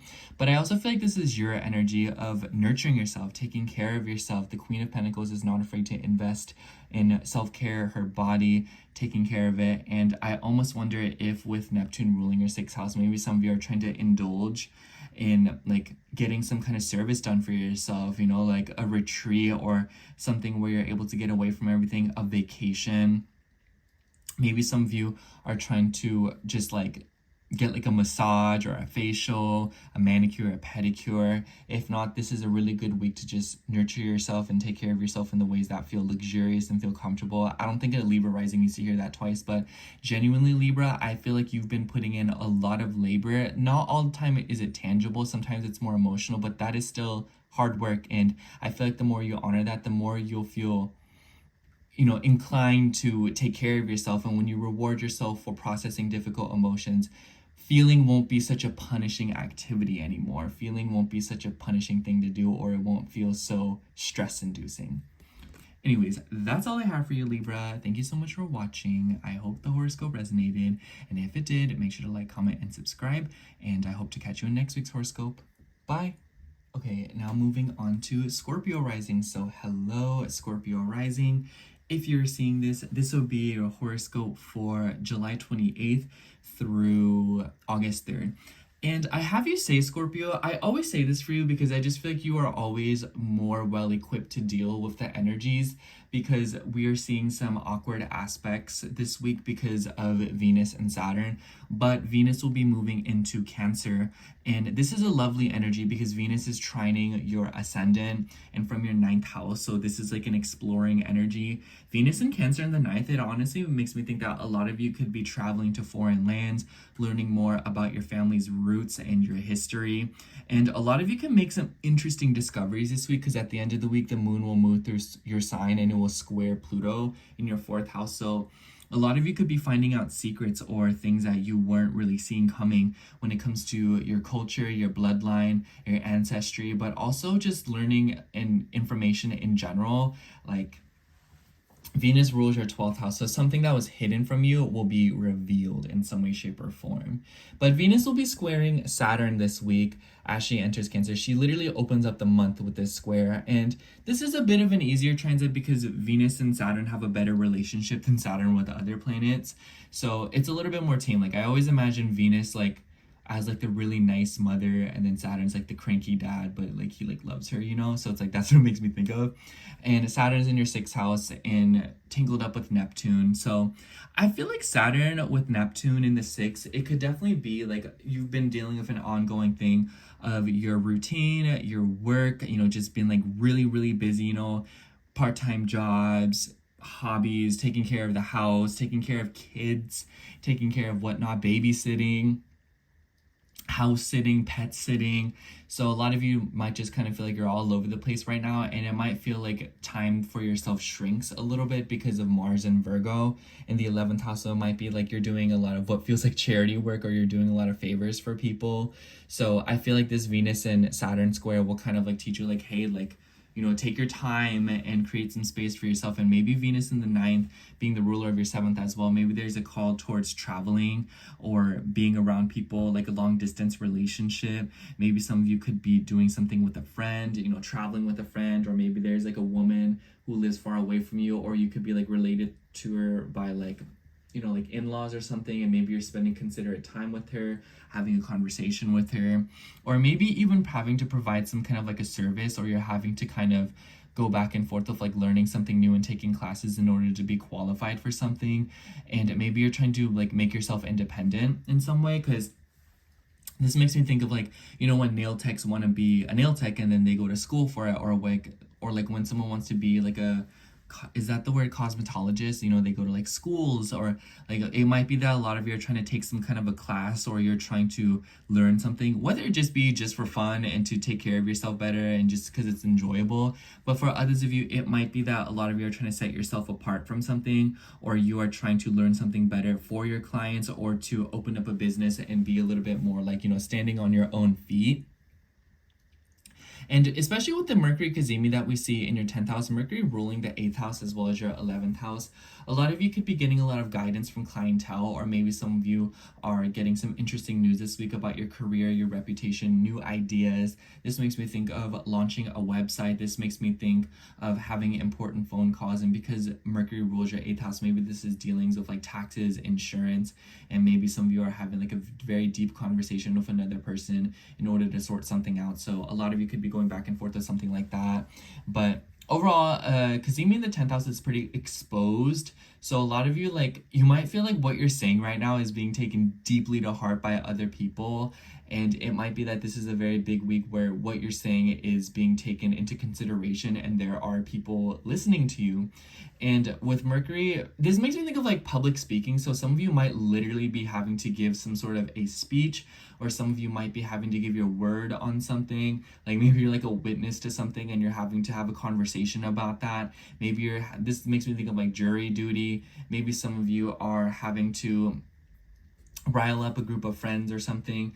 And Leo makes me think of like fun presentation, children. So it could be related to that in some way, shape, or form. Like, especially if you're a teacher, maybe you have to like go to a podium and like announce something. But for others of you, I kind of just feel like this is career ideas and wanting to gain information in order to better yourself for a skill that you possess. Or this is just innovative ways that you're trying to better your schedule, and maybe a lot of you are getting some kind of important news from higher ups. This could be a promotion. Maybe some of you are receiving some kind of a benefit. Maybe a lot of you are coming up with new dreams and desires that you want to do for yourself. And mind you, the moon will start out in Virgo this week, so I feel like the start of this week definitely entails a lot of conversations with friends, getting together with people and community, and it could just be that a lot of you are very busy having to tend to this area of your life, you know, like being part of the community, And maybe there's something going on here as well with trying to be of assistance to somebody that you care about. I kind of just like the beginning of the week as you sorting something out, because I would imagine that Mars South Node conjunction in your 11th house, a lot of you have been dealing with something with your dreams, your social circles, and your visions for something. And then when the moon moves through Libra in the middle of the week, it will be coming into an opposition with Saturn and Neptune the 6th. So I just kind of feel like, Scorpio, this is one of those weeks where you want to follow your gut instincts and be very careful about your intuition. Not so much in a bad way. I just kind of feel like this is one of those weeks where a lot of you could benefit from going about your schedule very intuitively, not being so rigorous and forcing yourself to go in one direction or the other. A lot of you could be feeling very restricted by your routine, feeling like there's a lot going on and there's not enough time for me time, decompressing, getting rest, getting sleep, doing the things that you want to do in private. And when the moon moves through Scorpio and it trines planets in your 9th house, like this could literally be like maybe some of you are just trying to get away from it all. This could be like you get in the car and spontaneously drive like 3 or so hours away in order to enjoy yourself, being alone. This makes me think of like going to like a church or a monastery. Maybe some of you are just going to like a court situation. That could be significant. But for others of you, I would also imagine that this is you trying to travel or go somewhere far in order to gain knowledge, or maybe something for like a financial situation, because Jupiter rules your 2nd house. So maybe some of you are investing in property in some way or receiving money from a court situation. A lot of you, I also feel like, could be finding a lot of value and a lot of confidence and, how do I say, comfort in your independence. I think that with Venus moving through your 9th house and Venus ruling your 7th, there could be an independent attitude when it comes to your emotional connections and your attachment. So I feel like some of you are trying to establish your independence in some way, shape, or form this week. Definitely that. But I also feel like a lot of you are bathing in it and feeling very comfortable. And it might be that other people are feeling this way as well. People are maybe wanting to be nurturing you through taking you on adventures, whether it just be like running to the store that's like 15 minutes away as opposed to 3 minutes away, or it could literally be as big as that y'all are trying to go somewhere far, far away and fly out. So I definitely see a lot of Scorpio risings wanting to travel, go back to school this week and trying to indulge in something in order to learn something new, to escape and feel like they are free, because it might feel like you're a little bit bogged down because of your routine and your day-to-day obligations, especially if you have things like pets or if you have like a rigorous job or something like that. But I think that this week will present you an opportunity to look at something with a different perspective. And I feel like this is a week where you may learn something new or absorb a crucial piece of information that could be very liberating for you and very useful. And I feel like a lot of you could put it to use by helping others with what you have learned. Let's pull a card for you. I want this one. Yeah, for you, we have the Chariot. Oh my gosh, I almost cussed, but Venus and Jupiter in Cancer, this card's ruled by Cancer, so it makes me think like forward movement, getting that momentum, moving forward, one step ahead, duality, balance. And I read this book recently. I don't know if you watched the intro, but it was The Alchemist, and like chariots were considered a sign of wealth, like it was a sense of, like you have your insert cuss word together, you have it all going on. So I definitely feel like a lot of you are moving like upper class. So maybe some of you are trying to level up in some way, or you're trying to achieve a higher ranking status, or you're trying to like better yourself from the inside out, and it's showing to the world. Like I feel like a lot of you have been doing a lot of work on yourselves and investing in yourself with Mars and Virgo, and maybe it's been through the help of people, learning from others' experiences. And I feel like these transits coming up and what's happened with like the new moon in your 10th house, like this is an opportunity starting this week to voice yourself and teach others, and for others to find entertainment and even solace in your experiences and what you're learning and what you're doing with yourself. Because it seems like you're breaking chains in some way, or you're doing something new. And just overall, there's like a lot of forward direction this weekend. This can be a very busy card, so kind of just feel like this is one of those weeks where you're just moving forward based on how you feel, and you're maybe getting a lot of intuitive hits to move in a completely new direction, and this is just fresh energy. Anyways, that's all I have for you, Scorpio. Thank you so much for watching. I hope the horoscope resonated, and if it did, make sure to like, comment, and subscribe, and I hope to catch you in next week's horoscope. Bye! All right, now moving on to Capricorn rising. So hello, Capricorn rising. If you are seeing this, this will be your horoscope for July 28th through August 3rd. And honestly, Capricorn, this will definitely be one of those weeks that hits you again. And I feel like a lot of you will be hearing me say some of the same stuff again that I've been saying for this past few weeks, because we're going to see Venus come into a square with Saturn and Neptune. And Venus is going to be in your 7th house, and this will happen literally right on the 1st. So Venus starts off this month, or this upcoming month, and Venus rules your 5th and your 10th house. So I feel like for a lot of you, there could be a marriage going on, whether it be for you or someone in the family. That's what this makes me think of, because Venus in the 10th Venus ruling the 10th makes me think of like title changes, shifts with authority, things with your career, especially as it relates to like a home situation. Interestingly enough, a lot of you might be choosing between a career and an opportunity versus like having to deal with something at the home. So it might be that like you get this opportunity to work on this big work project, and it requires you to move and go on a vacation for like a few months to do something over there. Like maybe we're going to like overseas in order to move about and work on this project, but it's either that or you stay home because someone at home needs to be taken care of, or maybe you're having to like do consultations or like doctors at home, because Neptune rules your 3rd house. So it's kind of like a lot of you might be having to stay behind to take care of someone, maybe an older family member. Maybe there's something going on with like siblings, your neighbors. Maybe there's just a lot of stuff that could be going on within your immediate vicinity in your living situation that is preventing you from doing something. The nice thing is that Venus and Saturn have a good relationship. So I also see this as like someone stepping in and being like, hey, like I can help you with this, or hey, I can lend you a hand, like I'll hold the fort down while you're gone. So Venus wants to help, Venus wants to assist, especially in Cancer. She wants to nurture, she wants to take care, and she wants to make sure that you're feeling okay. So a lot of you could be dealing with a woman that is wanting to do that for you. But with Saturn in the 4th in Aries, like I kind of see this as like feeling like, no, like I want to do everything myself. Like I'm grown, like I can do it myself. I'm not incompetent, I'm not dumb. So my advice for you, Capricorn, this week is that a lot of not the issue, but a lot of the friction that you'll be feeling will probably be lying within your ability to receive assistance and your ability to receive nurturing and care from other people. And especially with Neptune ruling the 3rd, maybe this is through like a therapist. Maybe this is something going on with somebody like a psychologist, or maybe some of you are hitting up like a counselor or something. But this doesn't have to directly entail emotions either. This could also be like maybe you're trying to get a hold of a tarot reader, an astrologer. Maybe this could also be something about having like writing things out, or you're trying to have a specific conversation with a family member. And it could just be that a lot of you are just being restricted in a home and situation, and I feel like Venus is coming in to re-agitate that. But Venus rules your 5th, so maybe this involves children. So I almost wonder if someone in the family is having kids. Maybe there's a pregnancy that could be announced within the family.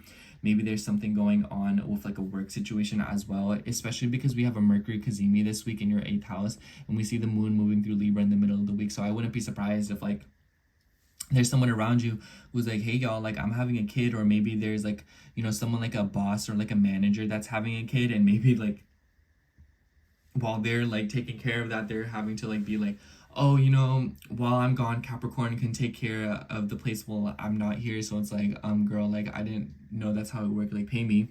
Which I definitely see, because that Kazimi that's happening in your 8th house. So I definitely feel like with Mercury ruling your 6th and your 9th house, maybe this is like waiting for a payout with a scholarship. Maybe this is waiting for some kind of workers' comp money coming through. Maybe this is like applying for unemployment. Not that I would imagine a Capricorn rising could be unemployed, but there is that first time. And anyways, I also see this as a very intense conversation, maybe with a coworker.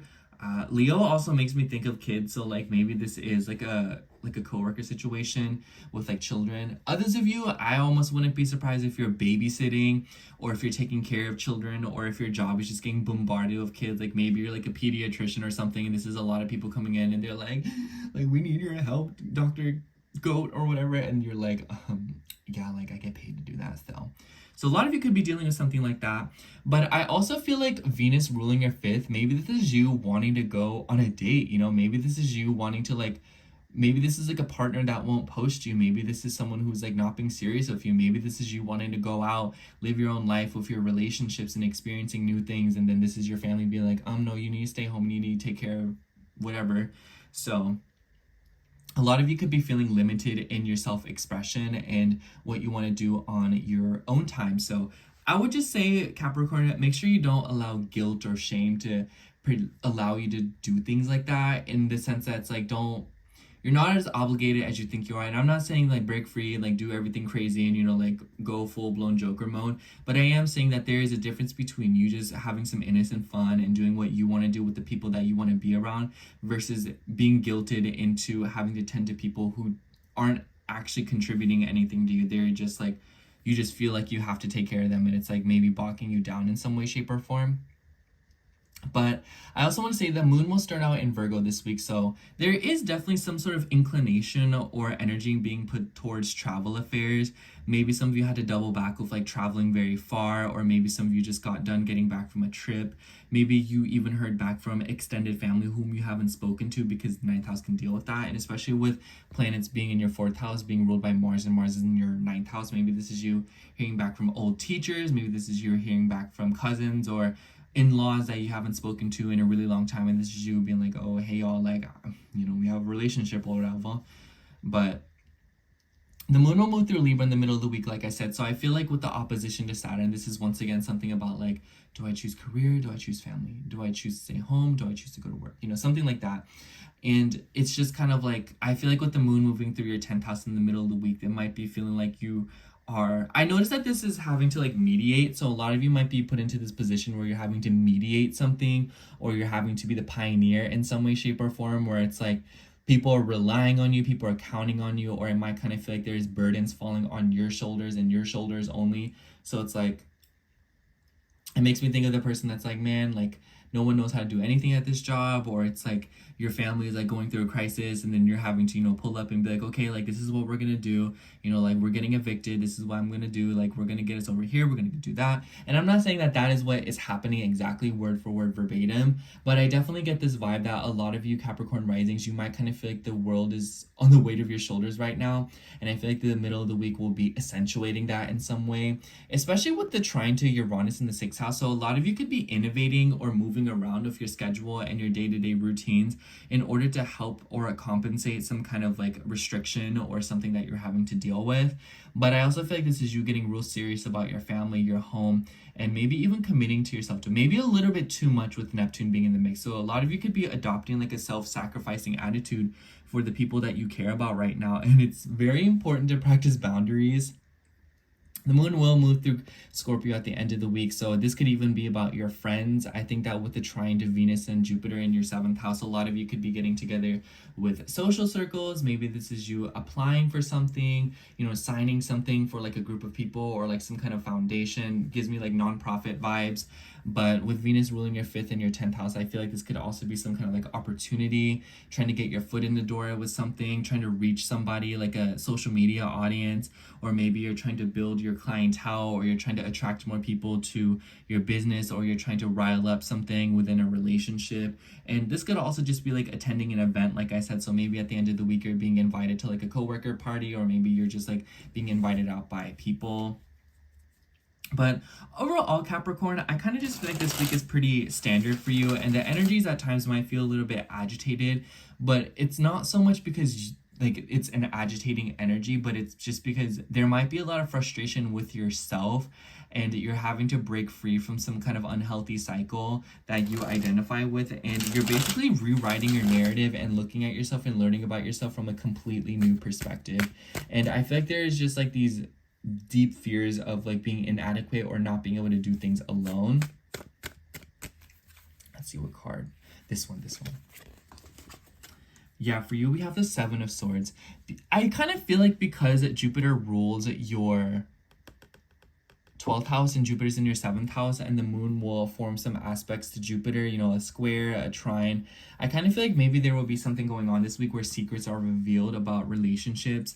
This doesn't have to be bad secrets. Like maybe someone's pregnant, they're like, hey, like we've been hiding this, but you know, we just wanted to let you know. This could be like a gender reveal, but for others of you, this could also be secrets being revealed in specific connections, people revealing their feelings for you. Maybe you're revealing your feelings. But overall, I kind of just feel like this week, the message is don't trust what you see. Don't trust how everything is, the good or the bad. And I feel like a lot of you will, by doing that, pulling away from external circumstances, you'll trust more of what you know, the information that you possess. And this will give you an easier time because maybe you kind of feel like people are leaving out the details right now. And I feel like this is just a good time to kind of like pull away and do your own thing. Not that like you're not used to that, but I kind of just feel like a lot of you are moving in silence right now and trying to sort things out in your personal life. And there's absolutely nothing wrong with that. Anyways, that's all I have for you, Capricorn. Thank you so much for watching. I hope the horoscope resonated. And if it did, make sure to like, comment, and subscribe. And I hope to catch you in next week's horoscope. Bye. Okay, now moving on to Aquarius rising. So hello, Aquarius rising. If you're seeing this, this will be your horoscope for July 28th through August 3rd. And honestly, Aquarius, I feel like a lot of y'all this week could just be feeling very busy because we have Venus moving into your 6th house, and she will come into a square with Saturn and Neptune right on the 1st of August. And I won't lie, Aquarius, this is a really nice energy because even though it might be a little bit uncomfortable, the reason why I like it is because I feel like Venus in the 6th, she's not really, Venus don't like being in the 6th, okay? This is like it's like working in a workplace and it's like hot in there, you know, it's like uncomfortable, but it's like not that unbearable. So that's the vibe. But the reason why I like this energy is for you is because with the square to Saturn, who rules your 1st house, I feel like this is a call for a lot of y'all to get your routine together in some way. This makes me think of getting massages, you know, like Aries, it makes me think of getting like detoxes done, like, you know, like smoothies and whatever. But this also makes me think of getting like micro needling. It makes me think of getting massages done, like aggressive, painful massages that feel so much better. Maybe some of y'all go into a rage room, you know, like that's what this could be. But others of you, there could be a call towards getting something done in order to build your self-worth because Neptune's in the mix and Neptune rules your 2nd house. And on one hand, a lot of you could be feeling like, oh, like I feel like I'm doing so much for other people and I don't feel good enough still. You know, it's like, why am I doing all this labor only to get no merit for it? But on the other hand, I also feel like this shows that, you know, other people are there to do services for you too. There are other people that want to nurture you and take care of you. And for a lot of you, maybe this could be a family member, or maybe this could just be some kind of like emotional tie. A lot of you could be finding security in working and developing some kind of consistent routine, especially one that allows you to be independent. So if you feel like you're having to rely on other people in some way, shape, or form, maybe this is something that you don't want anymore, or maybe this is something that you're trying to like change. So it's like if you rely on other people to get a car ride, if you rely on other people for some kind of like a favor all the time, you know, like maybe if you're having to like get money from other people, like maybe there's something that you don't like that you're wanting to change in order to be more independent. For others of you, it could be that you're wanting to not be so independent. You know, it's like, man, y'all, like I'm so tired of like driving everywhere. Like this could be someone coming through and doing favors for you, but Saturn wants to do everything itself in Aries, and maybe this is like someone trying to help you and then you be like, no, like I don't want to do that, blah, blah, blah, blah. So my advice for you, Aquarius, is that this week, take it easy and know that there are people who want to assist you and that there is truly no need to be so harsh or so aggressive, and that there is a time and place for people lending you a hand. And I feel like you might be surprised to see how much better it makes your life. And I feel like that's what Venus in the 6th is all about. People wanting to assist you and people working for you behind the scenes. You know, like not everyone is an op. But Saturn also has ties to the 12th house, so this is just like a lot of things that might fly over your head. This also makes me think of going to therapy, maybe consulting someone, an astrologer. This could also be going to like a doctor or something, and maybe it's for like an injury. Maybe this is you like getting some kind of service done, like I said.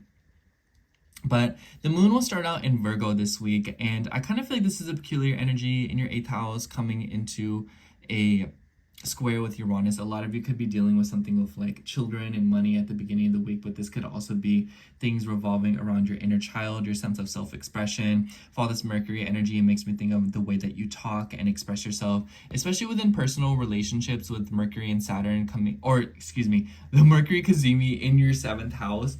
So maybe a lot of you, maybe you feel like people aren't listening to you. Maybe you feel like people are being judgmental towards you. Maybe you feel like there's something wrong with communication in your personal relationships. So I kind of just feel like there's something going on here with that. And a lot of you could be working towards, communicating and fixing something within your personal relationships. And with this Kazemi that's going on, maybe this is like coming off of like an aha moment.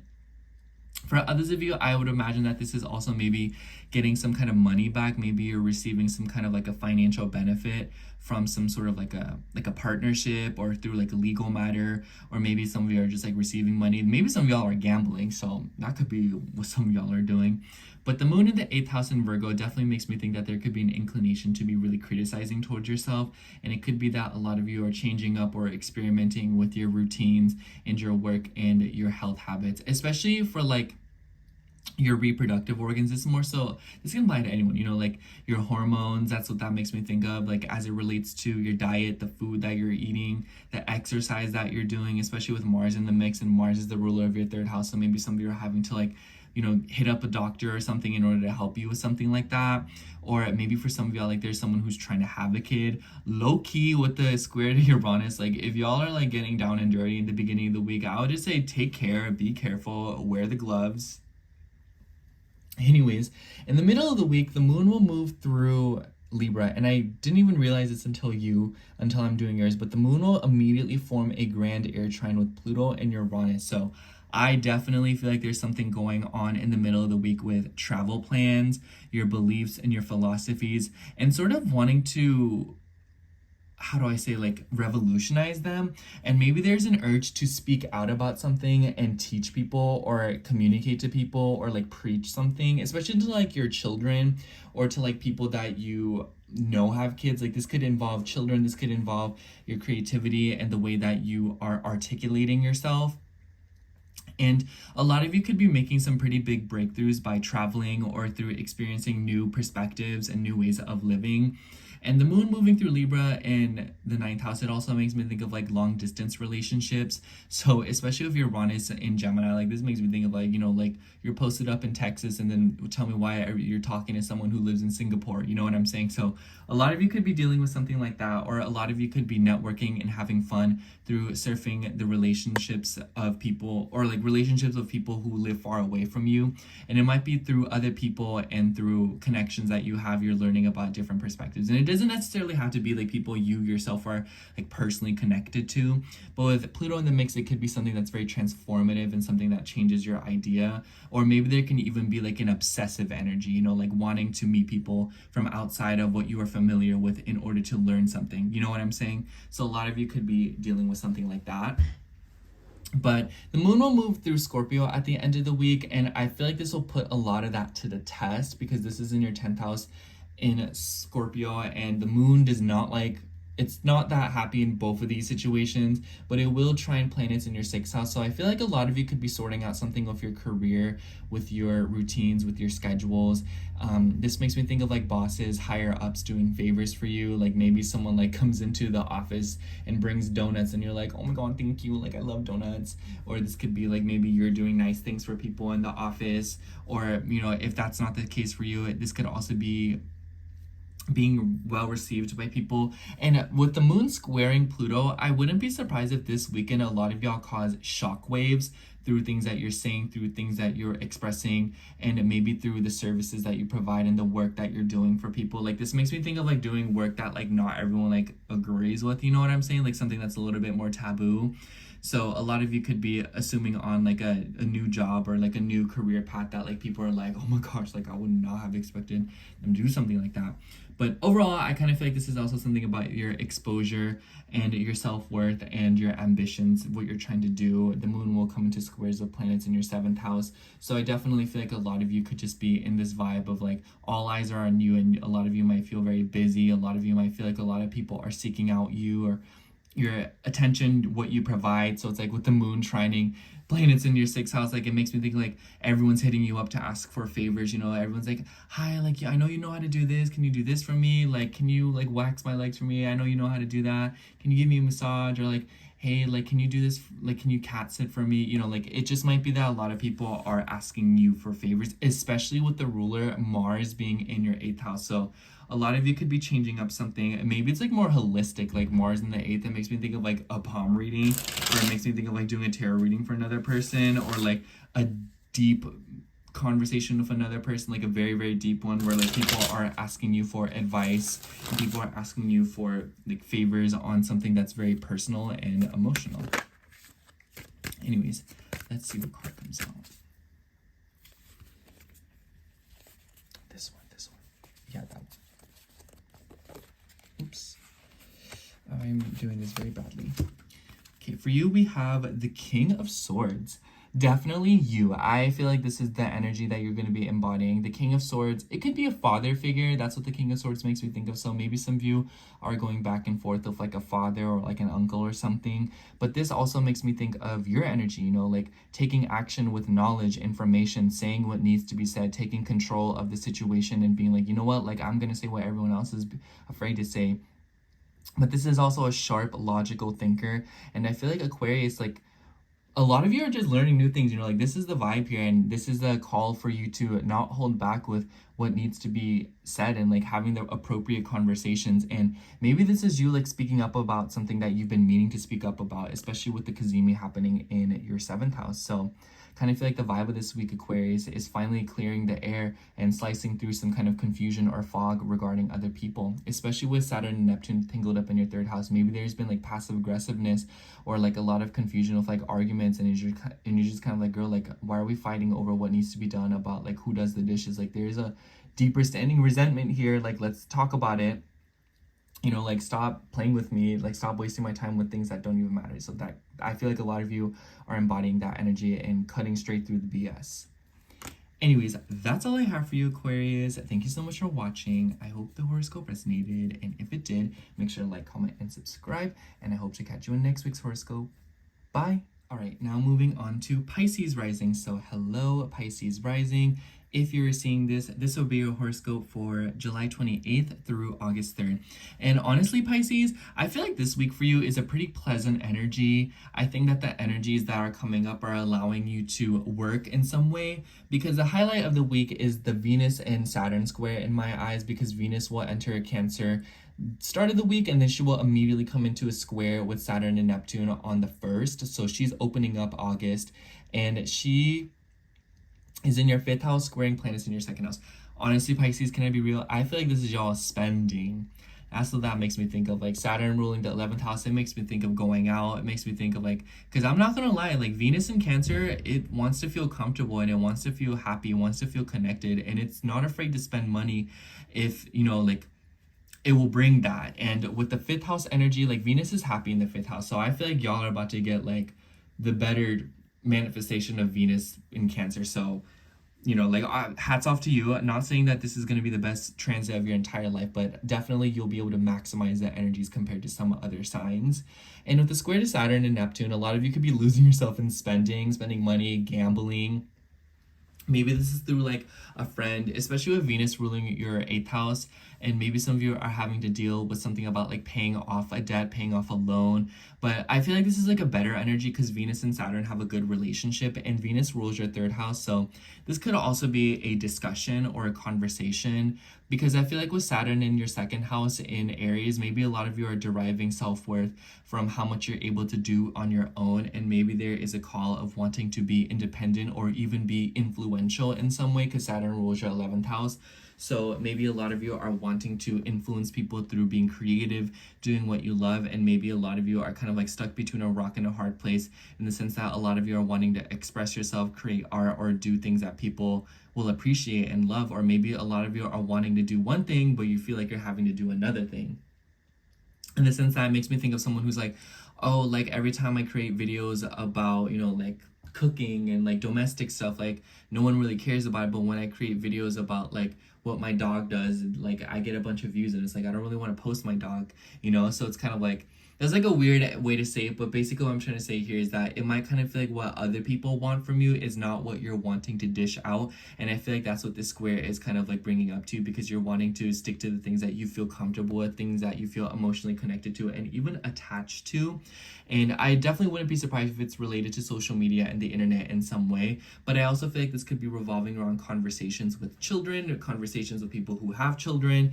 Maybe this is like talk of a mother, but I also feel like this could be something about wanting to have fun, and maybe some of you feel very restricted by your financial situation, or maybe some of you feel very confused by your sense of self-worth and what you're able to do for people. I think my vibe here and what I'm trying to convey here, Pisces, is do what you love, and the right people will eventually come towards you with time. So trust that process. And the moon will start out in Virgo this week, and I feel like this is the most blatant manifestation for any sign, because the moon will start out in your 7th house. So I feel like with the square to Uranus, maybe there's some kind of like major revelation or change coming up within like a living situation or a home situation or with your family. The moon in Virgo in the 7th house, this could definitely be about what you can do for other people. And I almost wouldn't be surprised if with the square to Uranus, maybe you'll have like family members or people that you're related to. Gemini makes me think of like siblings, you know, like this doesn't have to be like a sister or like a brother. Like this could be like, excuse me, your cousin or like your uncle that you consider like siblings, or like maybe your best friend that you consider like a sibling. Maybe people will be asking weird favors of you in the beginning of the week. They're like, hey, can you like walk my goldfish? And you're like, excuse me? Or maybe someone's like, hey, like, can you go to my house and wash the pot in the sink? I just really need it for something. Like, I was gonna cook something later, and you're like, offer like that, you know? And then it's like later it makes sense to you. But it's just like, I kind of feel like a lot of you could be coming up with weird, wonky ways to show up for others, or others showing up for you. And maybe there's like a rebellious energy in your interpersonal relationship at the start of the week. But definitely something about doing favors for people, or deriving self-worth and a sense of accomplishment. And a lot of you just might be putting a lot of energy towards what you're able to do for others, or what others are doing for you. So I think there could be some kind of trade-off where people are like, hey, I'll do this for you if you do this for me. You know what I'm saying? I also feel like this could be seeking out, you know, like health things through other people. Maybe a lot of you drawing in inspiration from the people around you in order to better your life. People could be a little bit more criticizing towards you in the beginning of the week. So if you feel like people are being judgmental, or if you feel like people are not listening to you and thinking that they know better for you, like that might come up in the start of the week. So just keep an eye out for that. And in the middle of the week, the moon will move through Libra, and she will come into squares of planets in your 5th house. So I think the middle of the week, either y'all are getting down and dirty, having fun. Others of you, this could be something about your finances, because the moon will come into a opposition with Saturn and Neptune. So a lot of you could be like laying out all your money, going back and forth with someone about it. I especially think that with Venus freshly entering your 5th house, this could be revolving around child support. Maybe this could be revolving around your sense of ego, your beliefs, how you have fun. Maybe this is like date night. But for others of you, I would imagine that this is some kind of like a conflict between like a relationship. Like your sense of independence and your sense of wanting to do things on your own might be impeding on something and disrupting the peace. And a lot of you could be stuck in like that kind of vibe where it's like, oh, like, should I just do what I want to do, or should I just like try to keep the peace and, you know, like try to be like keep it down or whatever. So a lot of you could be dealing with an energy like that. But the moon in Libra in the 8th house also makes me think of like legal matters, or like balancing out something about like a money situation. So maybe some of you are, like I said, paying off a credit card debt. Maybe it's that time of the month. Maybe, you know, this could be you paying your rent. This could be you paying off a phone bill. This could be you just paying off whatever, maybe like paying off expenses that are necessary. So I definitely feel like the middle of the week, when the moon is no longer in an opposition with Saturn and Neptune and Aries, a lot of you are sorting out something about your money situation and, you know, paying off debts and loans and whatnot. And then the moon will move through Scorpio at the end of the week. Mind you, I also want to double back. When the moon first enters Libra, she will form a grand air trine with Pluto and Uranus. So I feel like this could be definitely related to like your home or your like family situation. Maybe some of you are also going through like a major breakthrough, like conversations that you're having with family members. Maybe people are revealing secrets to you. Maybe someone's like gossiping. So I would just say, Pisces, like middle of this week, think like Tuesday, Wednesday, Thursday, maybe even Friday, like just like the meat of the week, I would try to keep low and try not to be so revealing with info, because you might kind of notice that people are being a little bit sneaky. So just keep just keep note of that. The moon will move through Scorpio at the end of the week, and it will come into square with Pluto and trine planets in your 5th house. So I feel like the end of the week, a lot of you could be traveling or learning something new, getting together with a mentor, or maybe some of you are just like developing a new perspective on something. Moon in Scorpio in the 9th, it makes me feel like being drawn to like other cultures. It makes me think of like being drawn to foreign concepts, like the occult, spirituality, like deep spooky things, you know, like maybe like horror stories or ghost stories from like foreign lands, and maybe some of you are like finding a lot of fun and enjoyment in that, and like learning about things that are very unfamiliar with you. So definitely an energy of that. And I also wanted to say that we see a Mercury Cazimi this week in your 6th house, and Mercury rules your 7th and your 4th house. And I really like this energy for you, Pisces, because I feel like a lot of you will get a clear gauge about a work situation. I feel like a lot of Pisces placements have been going on like this limbo when it comes to like a work environment or something about like work that you need to do for others, especially involving children, like if you babysit or if you just like have to like take care of others in some way, shape, or form, or if like a lot of you are wanting to fit in more time for kids in some way. And a lot of you might be sorting something like that out throughout this week. I also feel like some of you could be receiving a favor from another person, or you might realize that people are kind of coming through for you very proudly as well. Like Mercury, because even the 6th in Leo makes me think of like, I did this, appreciate me. So there might be sort of like a proud attitude, or maybe you're getting like some sort of like a congratulations or some kind of appreciation for something that you've done for another individual. But this could also be random news about what you need to do for your health and your well-being in order to feel the best version of yourself. So yeah, let's see what card comes out. I feel like I've been talking so fast your whole reading. This one. Ooh, for you, I have to cover this card because YouTube. We have the Lovers card. So I definitely get the vibe that a lot of you could be this.